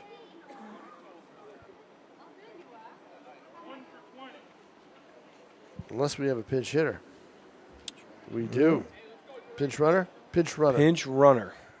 And that appears to be Brian Ascani. I believe it is Brian Ascani, Nashua North's own. Scotty running at second. Nick Lorenzo is your hitter. for Brooks. Bases juiced again for Nashua. Swing and a miss. Strike one. Got that one by him.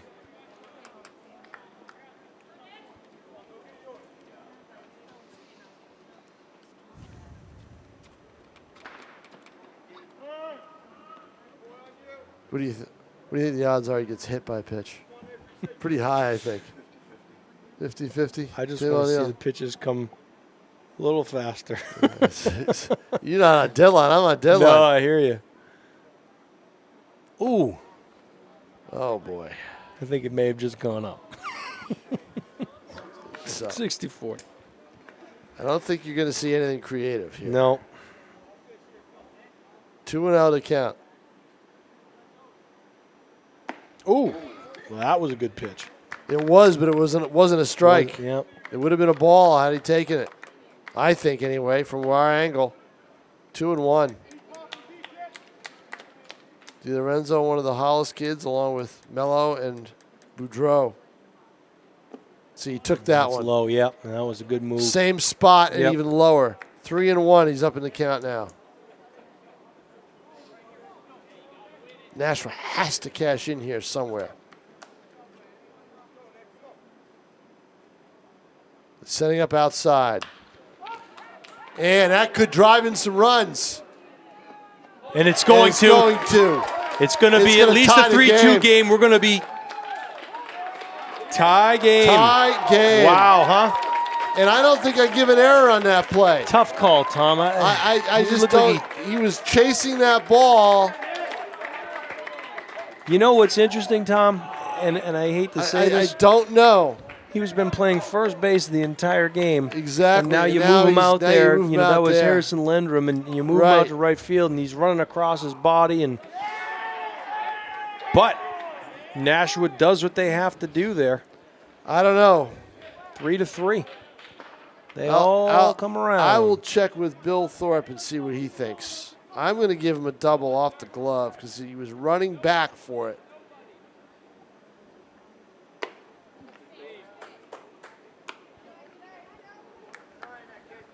Now hitting with 2 outs, Hunter Ruthier. And we have a tie game in the fifth. Nashua finally takes advantage of something. Ooh, that pitch high and inside. Ruthier with a chance to give Nashua the lead here with one swing of the bat. But Lendrum, Doing it with 2 outs, too, Tom. All runs have been scored with 2 outs, both teams. both teams. Yeah. But Lendrum, I just think that was a tough play for him to make. Yeah. And that pitch inside as well. So Colin Burley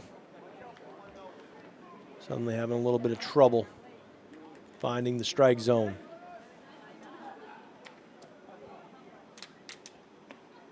And that is low and in the dirt, and that's going to be a bases on ball for Hunter Ruthier. The So change to pitcher with Burley has not really worked out. He got that fielder's choice on a tough ground ball, and that's it. yeah. Yep. And now you've got the leadoff man, Mello, in. He will be the 8th batter to hit in this inning. Top of the order, Max Mello at the plate. And they're Runner both going goes. to take off. How and they're about gonna get that? there, They yeah. get there. Yeah. I'm surprised there wasn't a throw down to third. So the double steal. Nashua with a chance to grab the lead. 2 runners are sitting right there for Mello. Strike. Oh, I don't know about that. From up here, it's awfully hard to see, though. Sort of looked like it was down and in. And Mello had to swing at that Yeah. because it was the same spot as the strike call.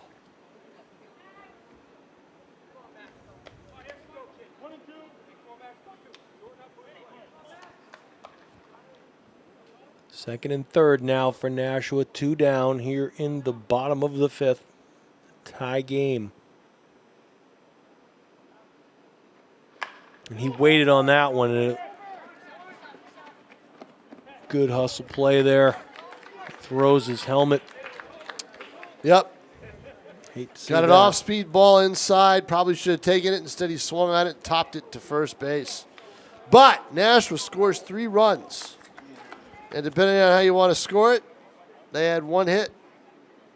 Nashua, 3 runs on 1 base. There were no Exeter errors if you want to score it that way, and there was 2 men left on base. So that leaves, that's the total now to 10 left on in 5 The end innings. of 5 complete. We're tied at 3. Exeter will have John Martell, Will Lugan, and Nolan Kimonis coming up here in the top of the 6th. Any of them get on, Christian Petrie will get an opportunity.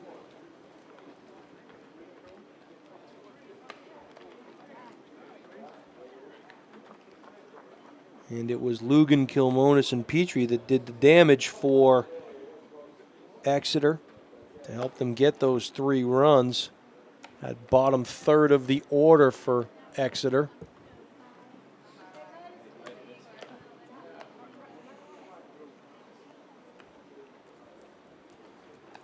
With the tie game, we'll see if that gives new life to this Nashua team. And if they can get a quick 1-2-3 inning.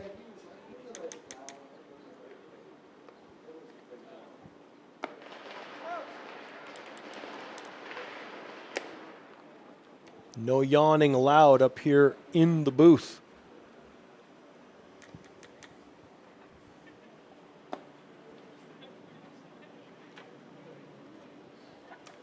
I was told that Tom King had like a mattress futon type thing here, and on occasion he would sleep at the stadium. He burns the midnight oil so often. Don't know if that's an urban legend or if that is the stuff of fact. Luxury suites upstairs. Yeah. There's a huge couch, there's a TV, and there's probably food. And something tells me you don't have a key to that one. I should. You should, for sure.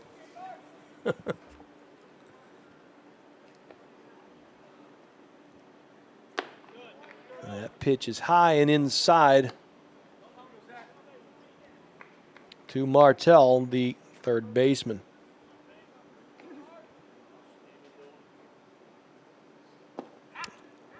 Pitch is outside, low and away. Finkelstein working around the plate right now. 2-1 to Martell. And there's a swing and a miss. Couldn't quite catch up to that one. Count evens up at 2-2 now.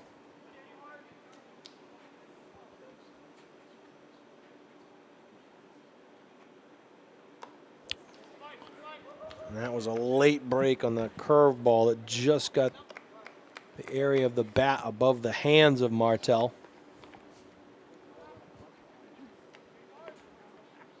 Count will stay even at 2-2.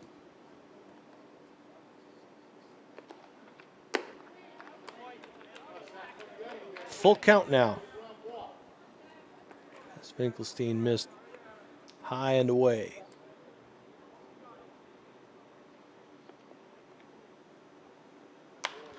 Swing and a ball fouled, and looks like it's going to stay in play and caught for an out by the first baseman. 1 out. It was in foul territory, I should say, but enough foul territory that Anderson could make the play. So 1 down here in the top of the 6th inning. Now stepping in center fielder, Will Coogan. Lugan now will bat. Strike there.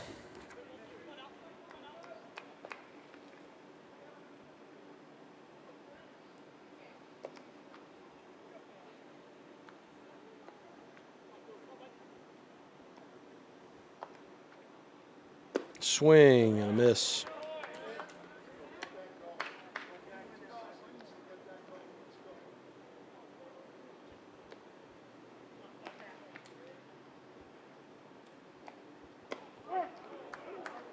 And he got him. Strike 3. Down goes the center fielder for Exeter. He didn't like it. Now stepping in, number 18, Nolan Kilmonis. Kilmonis, who started the game at pitcher and has moved to first base. Singled his last at bat. Takes an inside strike.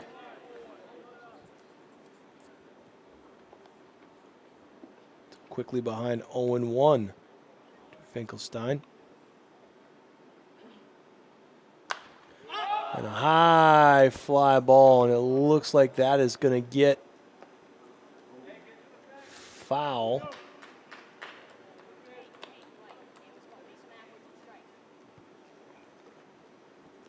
sure if it made the other side of the net or if he just missed it, maybe. Yep. So an opportunity there. The eagle eyes of Tim O'Neill. Who needs a camera? I do. And that should be fisted pop-up to end the inning. So 3 up, 3 down, the top of the 6th. Exeter goes down without a peep in that one. And Nashua needed that. No runs, no hits, nobody left on base. At the end of 5 1/2, remain tied at 3. So as we head to the bottom of the 6th inning here from historic Holman Stadium, your score still 3-3. Nashua now has a chance.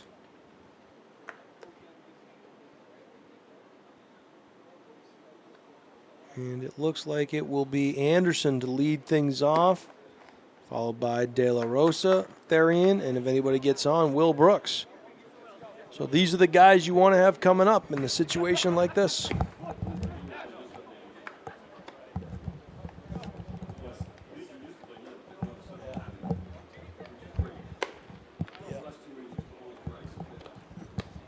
And Legion now talking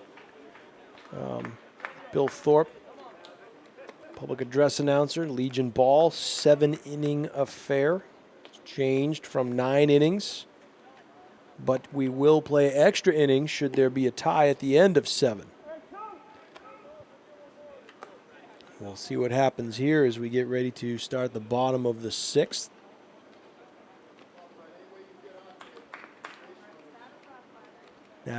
Nashua finally able to kick the door down and get 3 runs in that last inning. And Colin Burley will come out to start that top of the 6th, or bottom of the 6th rather, excuse me. And he'll face Brett Anderson.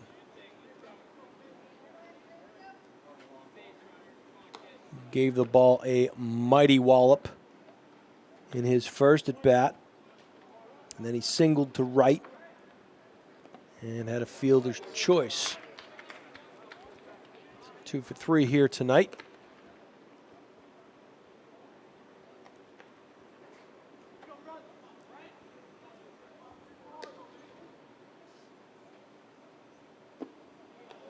And just missing there. Top of the 6th, the Blue Jays are up 5-4 on the Red Sox. The Rays heading to the bottom of the 7th are up 3-2 on the Yankees. That pitch is high and outside. 3-0 now to Brett Anderson. Have to wonder if he'll get the green light.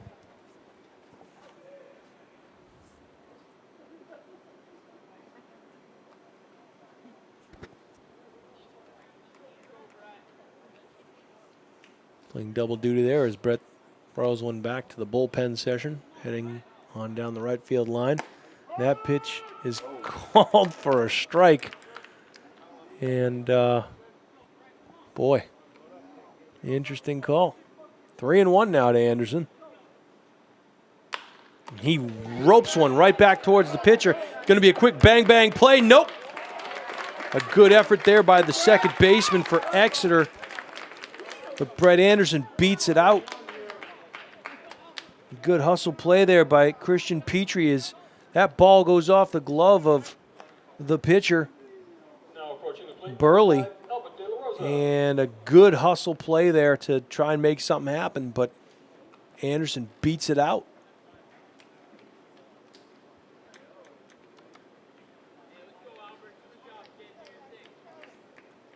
So they come out to quickly check to make sure Burley's okay. He is good to go.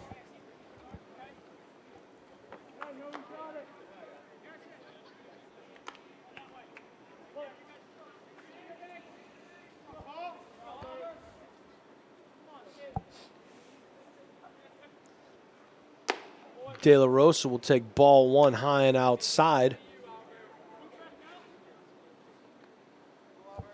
Albert struck out swinging in his last at bat. He's also flied out to center field and lined out to the shortstop. So he's due.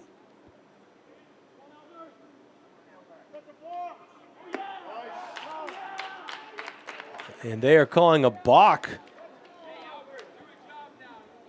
on the pitcher Burley.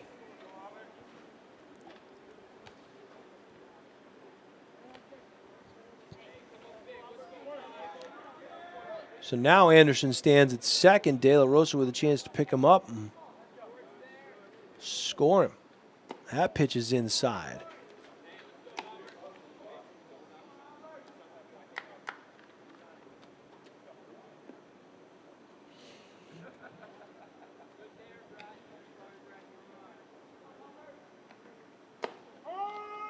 Called strike there, outside portion of the plate. Count is 2-1 to De La Rosa, the shortstop for Nashua. They call a balk? They did indeed, sir.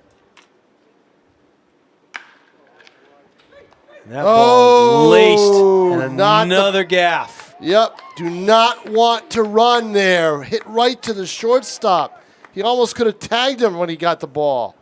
Ah. And I'll tell you, that's the second good play by Christian Petrie. He made the play earlier, hustling to almost get Anderson at first base. Is that Petrie at short? Petrie, or yeah, is it? I believe it's Petrie. Yep. I thought he was at second, but he was at short there. So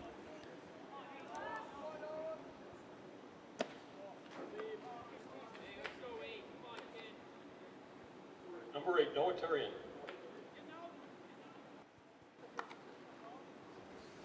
The lineup has Hawkins at short.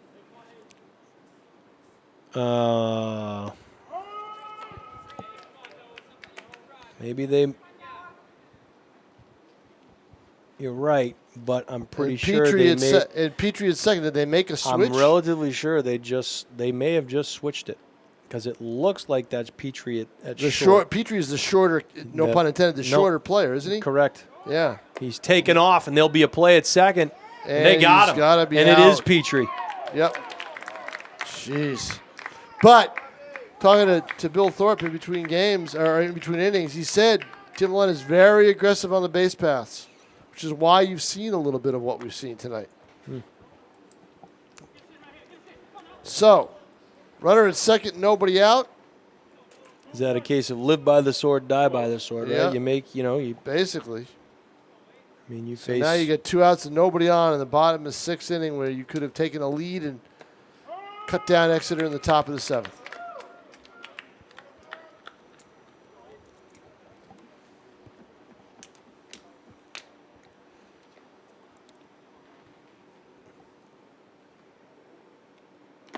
Oh, good pitch. Good off-speed Yeah. pitch, and that'll do it. Wow.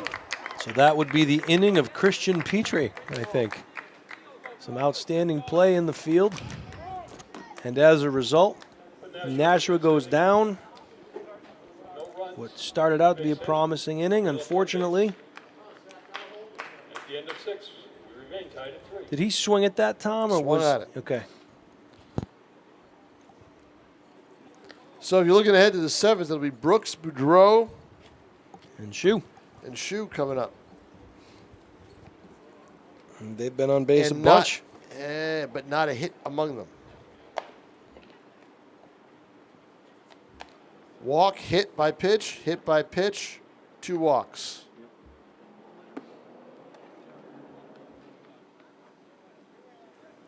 So that will be this will be the aforementioned Petrie coming up to the dish, the Petrie dish. You get it? Come on. Sort of. Something. Sort of.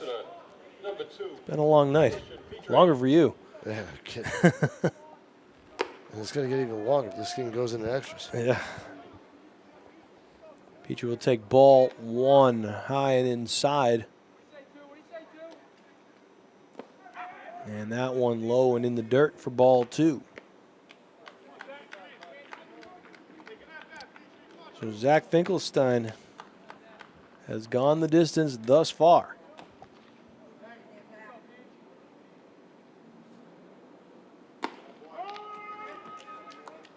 Throws a seed to the outside portion of the plate for strike 1. 2 balls, 1 strike.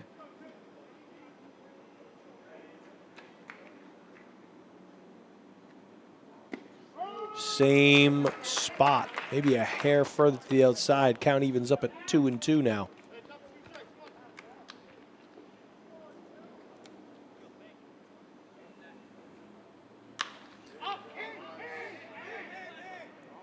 And that ball played by the second baseman for the first out of the inning. That's was Max Mello. Finkelstein's job. Finkelstein's job is to get out of this inning, 1, 2, 3 or whatever, without any runs, and let his offense do the work. That is still Zach Finkelstein on the mound, isn't it? It is. Yeah. Yep. Coach Lund out there to have a quick chat with him. Now stepping in, number 1. Probably just a maintenance check.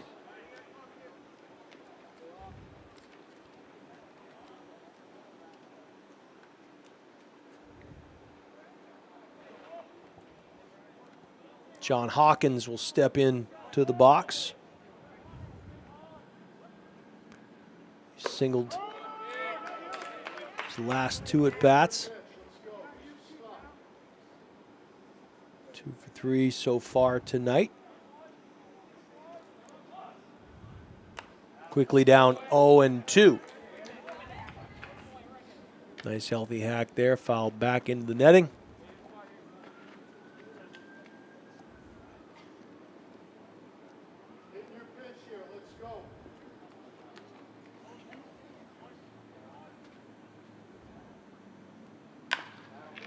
That one hit right back up the middle. We'll see if there's a play on it. No play. Infield hit. No, infield hit for Hawkins, who has gone 3 for 4 tonight. 3 for 4. Yep. 3 singles. Which is what you want your leadoff man to do.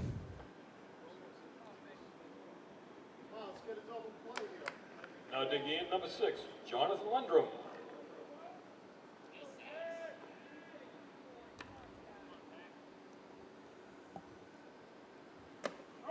Lundrum will take strike 1 from Finkelstein. See if Hawkins is on the move here.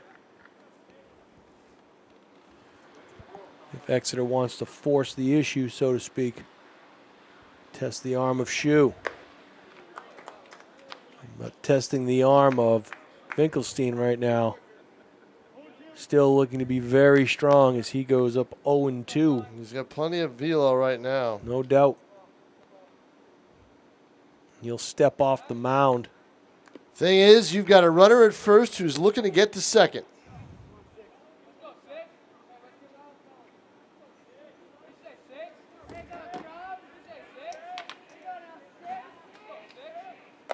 Outside. Well, that's a good Good wasted pitch, yeah, no doubt. It also gives your catcher a chance to make a throw in case he has to. 1-2 now to Again, Lundrum. you've got the leadoff hitter in the lineup at first. He has definitely got his eyes on second base. And that one got away from him. But it bounced in front. Good place to go. Hilly's up 5-2 over the Electrics in the FCBL All-Star game in the 6th.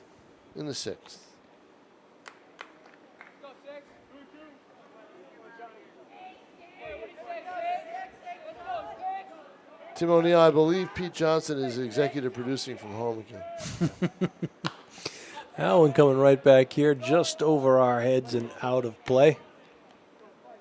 When you're the executive producer, you can do that. Yes. You know. You kind of can, can't you? Yeah. Kind of just Yeah.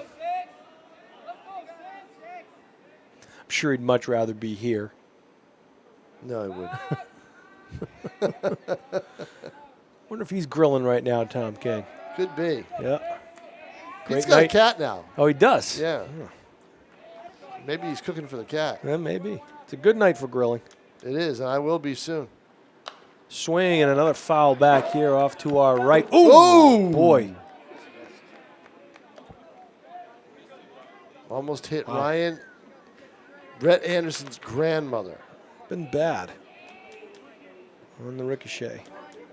Don't see Ryan Anderson here tonight. No, I do not Must either. be away on a little trip, maybe. Junket. Swing and a miss and a good pitch there and a good block. First base not by open, Shu. so no need for a throw down there. How and a big important, strikeout. though? How important is that block by Shu? Yeah, it's a big block because what he did was he kept the ball in front of him on the base, not on the grass in front of home plate. Right. Now you know Hawkins is going to be going. At this point, There definitely. is no doubt. In fact, if I'm Exeter, I might even try hit and run. Good speed at first. You have Wharton in the catcher now.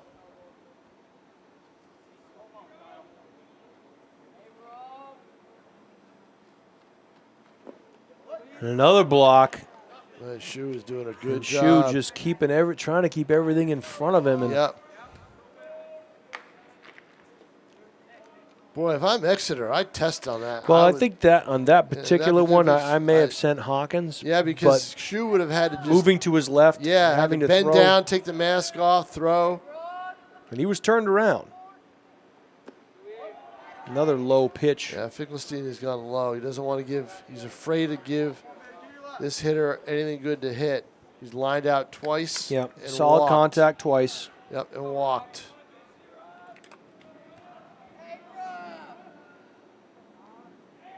Shade him a little bit to pull. And he's off and running. There'll be a play at second, but it's going to short hop, and he's going to get in there. And there it is. You knew he was going to run sooner or later. So John Hawkins now, the go-ahead run, stands at second base with 2 down here in the top of the 7th. I had to mention it. So now I have a picture. Cute cat. Outside corner, painting the edge of the home plate.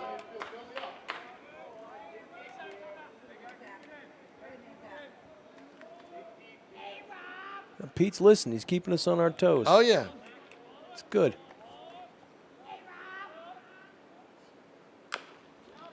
Inside, jammed him. In fact, I bet the cat's the one that's texting us.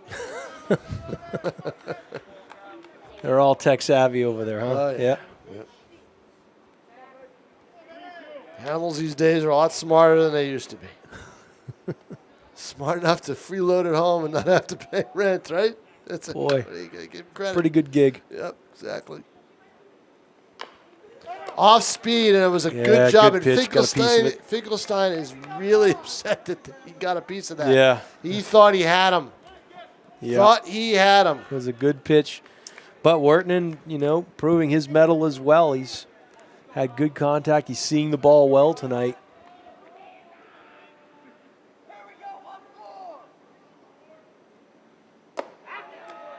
And he'll walk him. It's not the worst thing in the No, world. now, as we said earlier, now you However, have now force you- plays at every base. Now you're hitting. Now you're pitching against someone who is. Colin Burley. Yeah. Yep. Burley is 2 for 3, singled off Finkelstein's the last time up, and I think that's going to be it. We're going to have Varun Lingadal come in to pitch. Nashua Norris Varun. Here we Yeah. go. And a well-deserved applause for Zach Finkelstein, who pitched very well tonight.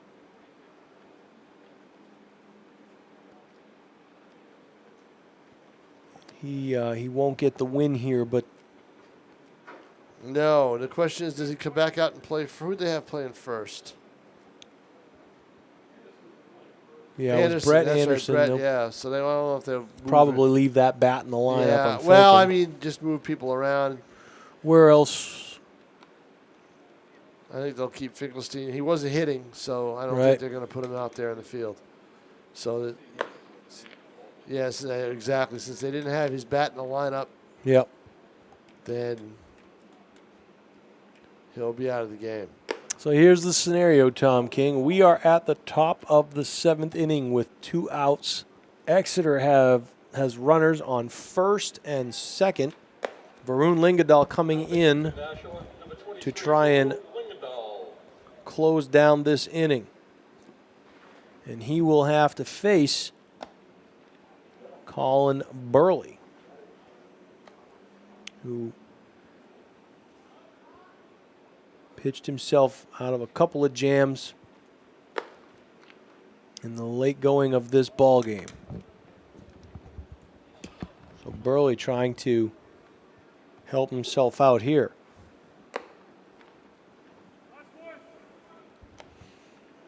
And it looks like that will be the only change Yep, in the pitcher field. for pitcher. And good pitcher for good pitcher. I've seen Varun pitch his way out of jams as well this year. Now, he's not going to play college baseball. He's going, I believe he's going to Dartmouth. And Number 11, pitcher Colin Burley. it's very rare you see a kid who's not in college playing college ball or not a high school grad going to play college ball playing Legion baseball. Right? But he said, you know what? It's my last summer with my friends. Why not? Why not? Good for him. Yep. And he's got strike one. And you never know, he could change his mind. Well, Dartmouth's Strike got to change his mind too. I mean, they've got to want to put him on the team. So I think it was Dartmouth. He was going to go out to California to play for a school, but then when the Ivy League called, he said, Yeah, you got to take advantage of that. Right. I mean, he's covering something like, microsynthetic biology or whatever. Sure. I don't know, one of those things. Can you even spell that? You're, I you're don't a know. wordsmith. I wrote it. I wrote Yeah. it before what he was doing. Sure. So. Swing and a miss. 4 pitches. And there it 3 of them is. swings and misses. Yeah, he's having fun this summer. You can tell. That's what you bring him in for. So Exactly. Varun comes in and shuts the door on Exeter's bid to go And ahead you to brought top in a of the lefty 7th. on a righty, by the way. That's not always done. No. So we'll head to the bottom half of the 7th here. Blue Jays lead the Red Sox 6-4 after 6. Yankees were down 3-2 after 7. Oh, boy.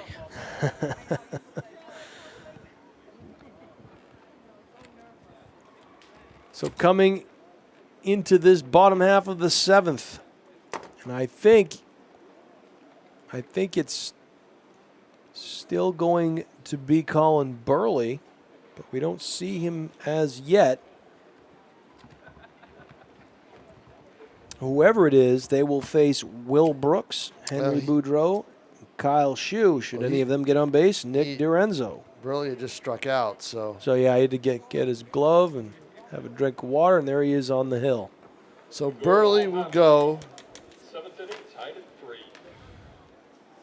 Good ball game here today, Tom King. A lot of ifs for both teams. Some base running issues. Some good flashes of leather in the field. Some nice plays. Some good pitching. Some good catching. So everything you would hope to see in a game of this magnitude, really, you've seen. Exactly. And I would not be surprised if these two teams met up again for all the marbles come tournament time. Awfully hard to predict when you have that tournament double Yep. elimination format.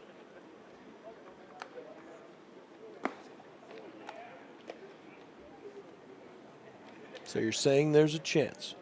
I don't know how the bracket. You have to see how the brackets work out too.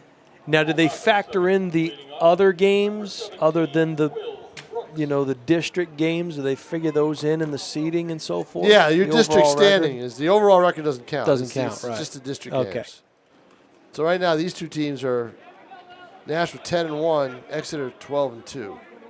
So they look to finish 1-2 So if they finish in a tie, will the tiebreaker be a head-to-head thing or a run thing? Yeah. head-to-head. So this is a very important game. This is a big game.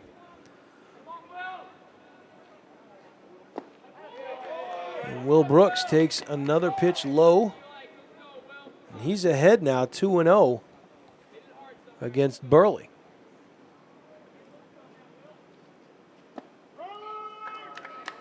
Taking strike one.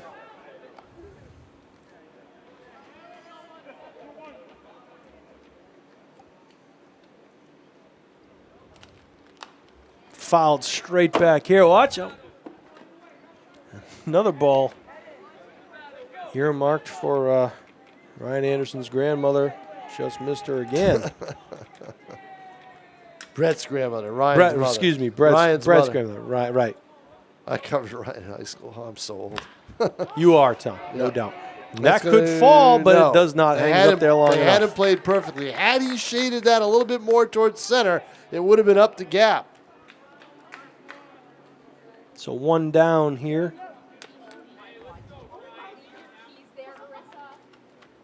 Now hitting number 1, Brian Ascani. Brian Ascani now will step into the right side batter's box and see what he can do for the first time tonight.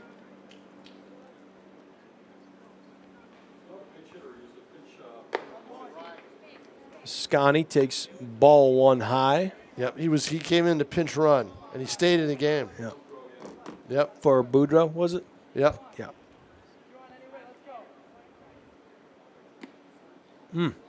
Late break on that one. So the summer of Henry won't be a factor in game 2. Not in game 2, sir. Throw that lead out the window. Ascani taking a strike. 3 balls and a strike, or is it 2 balls and a strike? I missed it. Let's see.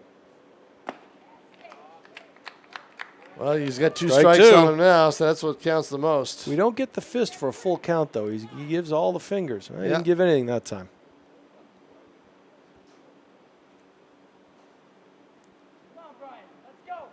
Burley deals. That one does not Oh, my. break. Full count now. That almost rode right over the plate. It just broke too so late. Just too late. Looks like his delivery's a little different. Ball So 4. Ascani now will you've get got the first. Ascani on, and you can guarantee he's going to be running at some Ascani point. can run. There's no doubt Yes, about you're that. right about that. You guarantee he's going to be taking off. Does he play football? No. No, okay. Should probably. Could be a return guy. A nice young man, though. I had him in one of my classes.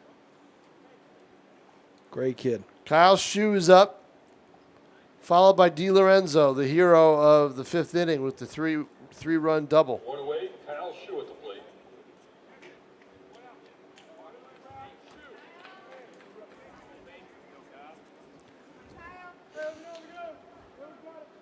So Kyle Shue now. This could be a good if the shoe fits or something like that. Yeah, we'll see.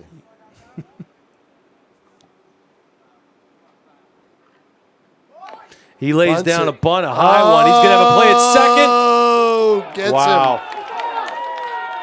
him. Wow. That's a good play. Boy. Well, what are they arguing? They arguing he had his foot off the bag or what? I- What are the fans arguing? Looked like a clean play to me. Force at second. Tim Lund isn't arguing anything. no. So the bunt and the ball pops up, and a great play by the catcher. Great play. Nashua. It worked out perfectly for him, too. If it had stayed grass level, he would have had to, But the thing is, get there's down one there. out, wide bunt. Steal. He's got speed. Yeah. Steal. I think they maybe thought they would have caught him, and because they were playing deep, Right? maybe you would have For a first and base second, right? And a snap throw back to first, almost got him.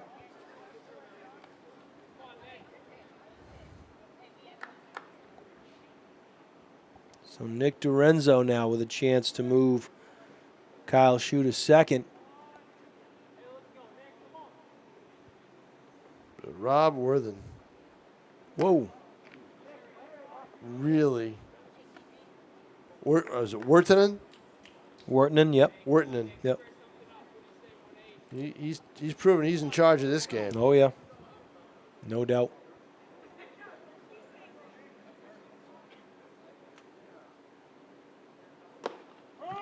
Ooh. Yeah, that was in there. Yeah.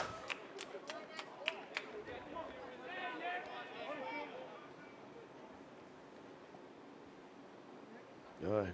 Nice gap out there and right center again. Sure and is. Lorenzo can hit the ball where he hit it the last time, maybe shade it a little bit. Oh, that was all slow pitch and gets Nashua, and that'll do it for the inning. Wow. No runs. We go to extra innings here at Holman Stadium. Nashua and Exeter tied at 3 in a Legion showdown in District B. No This is my first game in a while, Tom calling. You got to work me. I gotta do some 3 and 4 inning games. You can't throw me into these 8 and 9 inning games right off the bat. Extra innings are not good for writers on deadline.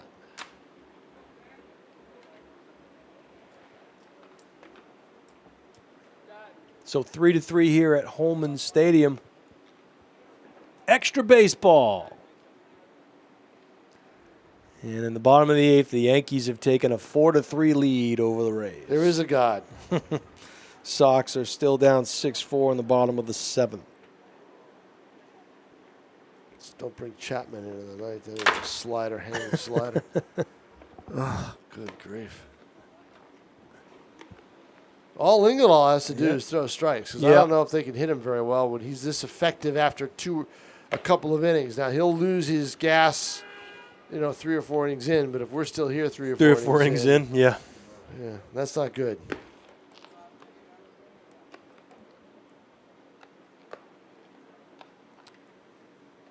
So a full day of baseball here in Nashua. Nashua taking the first game against Dover, which seems like a day ago.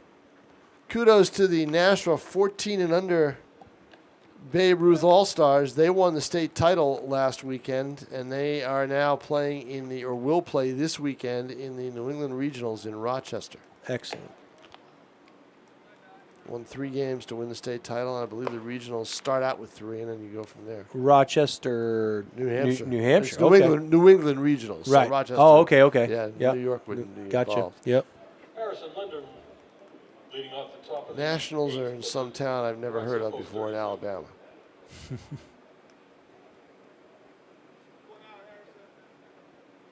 And don't forget, that's the prize with winning a state Legion title. You get to play in the New England Regionals.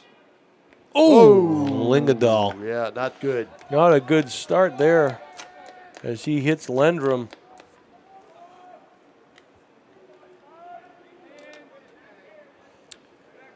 So Exeter will have a runner at first.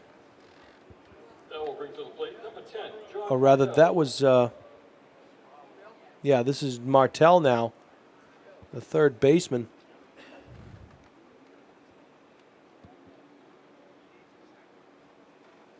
As Lendrum jogs down the first baseline to make sure everything's working properly. Wondering if they might try to move him along. And, up to that point, Shoot pops up and gives a quick look over to Anderson at first, but Lendrum is back. Not an aggressive lead yet. The bunt attempt rolls foul. They'll pick it up. We'll do it all over again. And they may try it again. They may.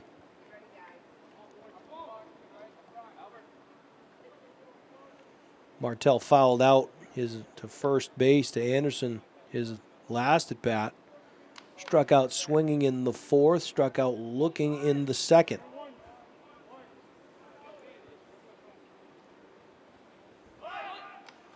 Goes to lay it down again. Goes off the end of the bat.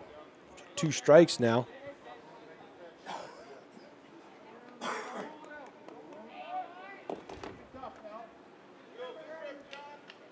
very important game here for both these teams in league standings. Low.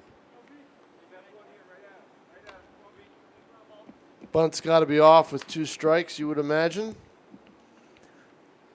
Yeah. But again, that runner at first yeah. is aiming to get to second any way he can. So, Yeah. strike Good 3. play there by Shu. Good pitch. Lingadal took something off it. Yeah. Pulled the string. Shu keeps control of it for the first out of the inning. Will Coogan. Now, I've been calling him Lugan all game. Is it Coogan or Lugan? Okay, well, I apologize if it is Will Coogan. But if it is Coogan, he struck out his last at bat. Had a double in the 4th and popped up to the right fielder in the 2nd as Lingadal throws back to first. Is that a C or an L? That's the question, isn't it? I think I heard him say Coogan. I think it's Coogan. We'll go with Coogan. And Coogan is going to get a base hit. Hits one But in. they have a chance at second. They had a chance. He took an extra stride. Yeah, before he threw it. You're Right, right. and he didn't need to. If he had been able to throw the ball right away, but he had to wait for the run. He had to wait for an infielder to get there. That's why he took the stride. So Coogan, They had a shot at it. helping his cause with a single to right field. And now Exeter suddenly with 1 down have runners at first and second. Now hitting number 22, Samuel Jerry. And this is Samuel Jerry. He is a pinch hitter. He'll take ball 1 outside.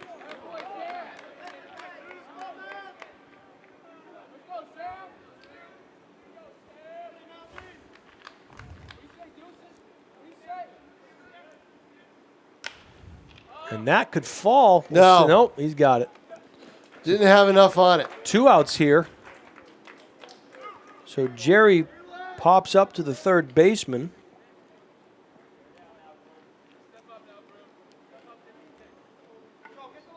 With 2 outs, it brings to the plate number 2, Christian Petrie.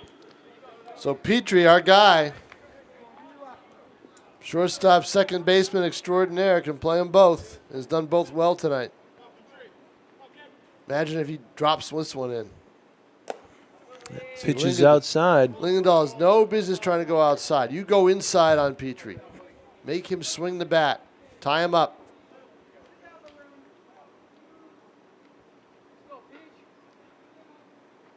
There it is. Right down Broadway for that. Evens the count up at 1-1 now. Petrie popped out to the second baseman in his last at bat. Oh, foul ball. Oh. Going the other way. Going the other way. I don't want him going the other way. Where was Anderson on that? He was playing. He's was deep. there. He's deep. He was there. Yeah. They're keeping everything in front of him, huh? And that's got some English on it. What a play. Throw. Wow. Good Great play. That was the third baseman. That was Ruthier. Yeah, Ruthier, and then another good play by Anderson at first on the scoop. Good play. Good combo. And that had some English on it. So at the end, or as we head to the bottom of the 8th, I should say, 3-3 still our score here. Jason Roby along with Tom King. Tim O'Neill on the moving pictures. Executive producer Pete Johnson. Coming to you live from Holman Stadium here in Nashua. Beautiful night for baseball. Nashua had an earlier game here at 5 o'clock. They played Dover. A 10-2 Mercy Rule win for Nashua. Henry Boudreau getting the win in that first game. And tonight, Zach Finkelstein pitched a great game for Nashua. They found themselves behind late, but they rallied for 3 runs. Did Nashua in the 5th inning. Both teams have had some chances to take the lead. And speaking of the lead, the Yankees now in the top of the 9th have jumped out to an 8-3 lead over the Rays. Sox still down 6-4 against the Blue Jays. And that game in, I believe, the 7th inning. The bottom of the 7th.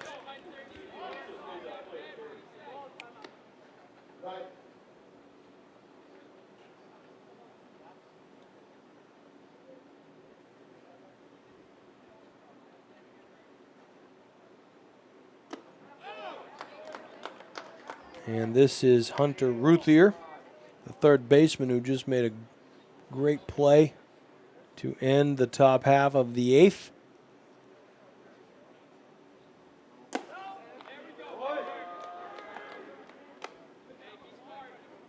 Colin Burley still on the hill for Exeter.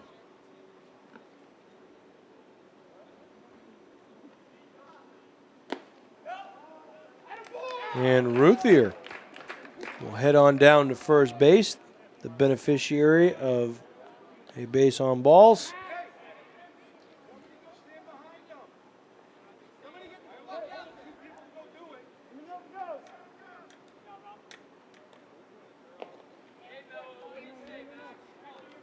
Top of the order, number 16, Max Mello. Max Mello with an opportunity now to move the runner along.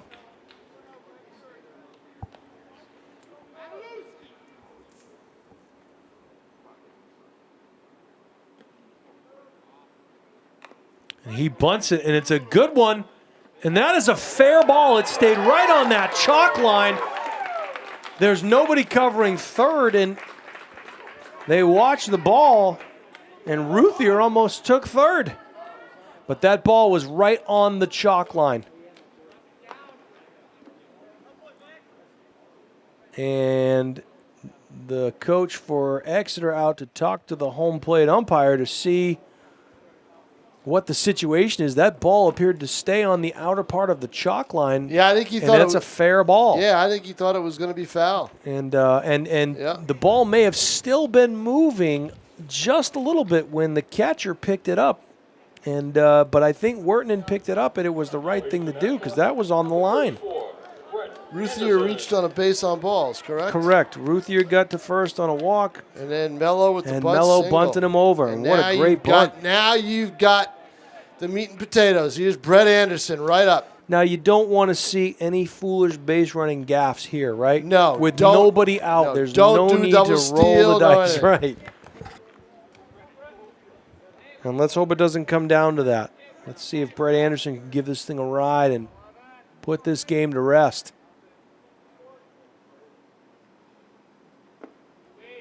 And that ball low and inside. So, again, we talked about it. Burley, he'll throw the pitches inside.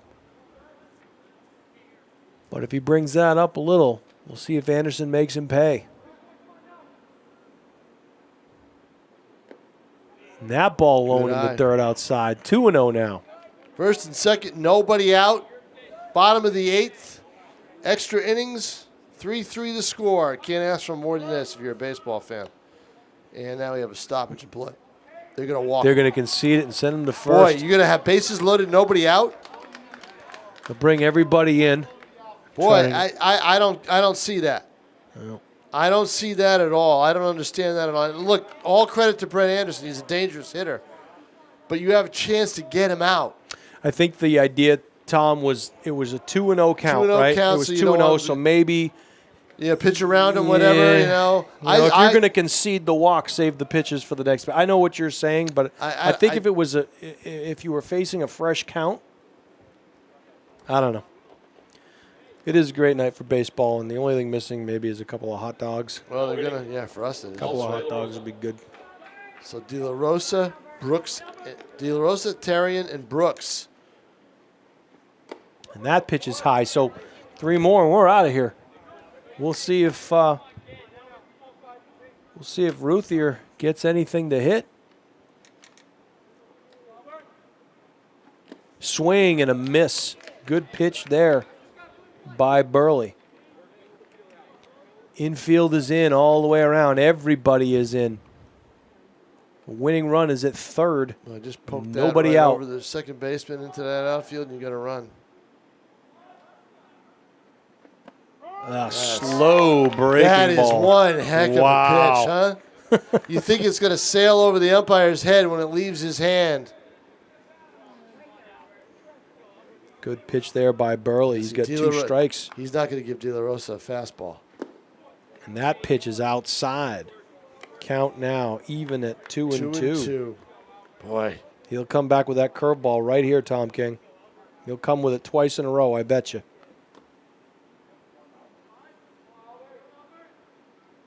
Yep. No.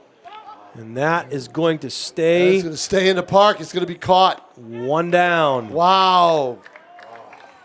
Pulls the string on an outside pitch, and De La Rosa pops out. Ouch. So one down now. And the strategy looking a little better to walk Anderson and load the bases. Noah Therian. Therian's got a good eye. Chance to win it.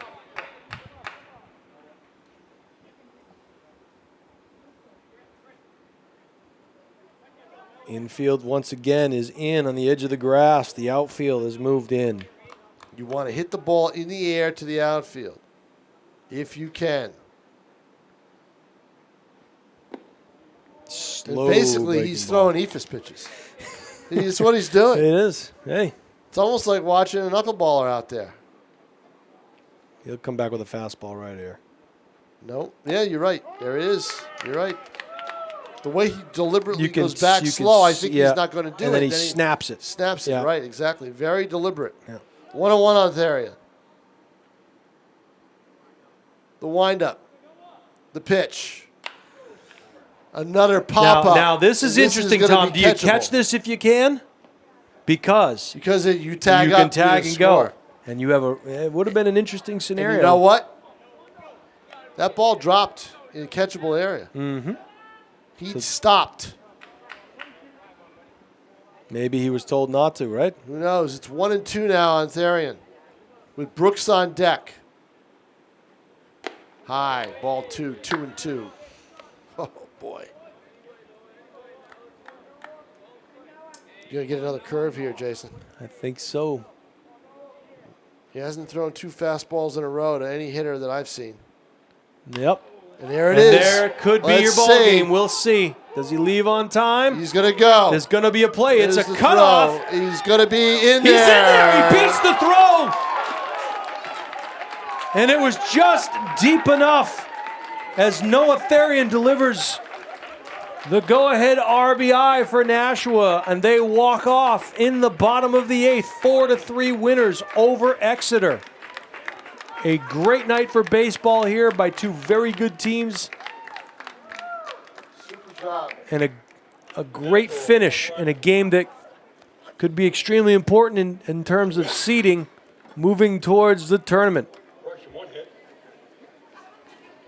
So from historic Holman Stadium here in the Gate City of Nashua, for Tom King, Tim O'Neill, executive producer, Pete Johnson, I'm Jason Roby bidding you farewell. Have a great night.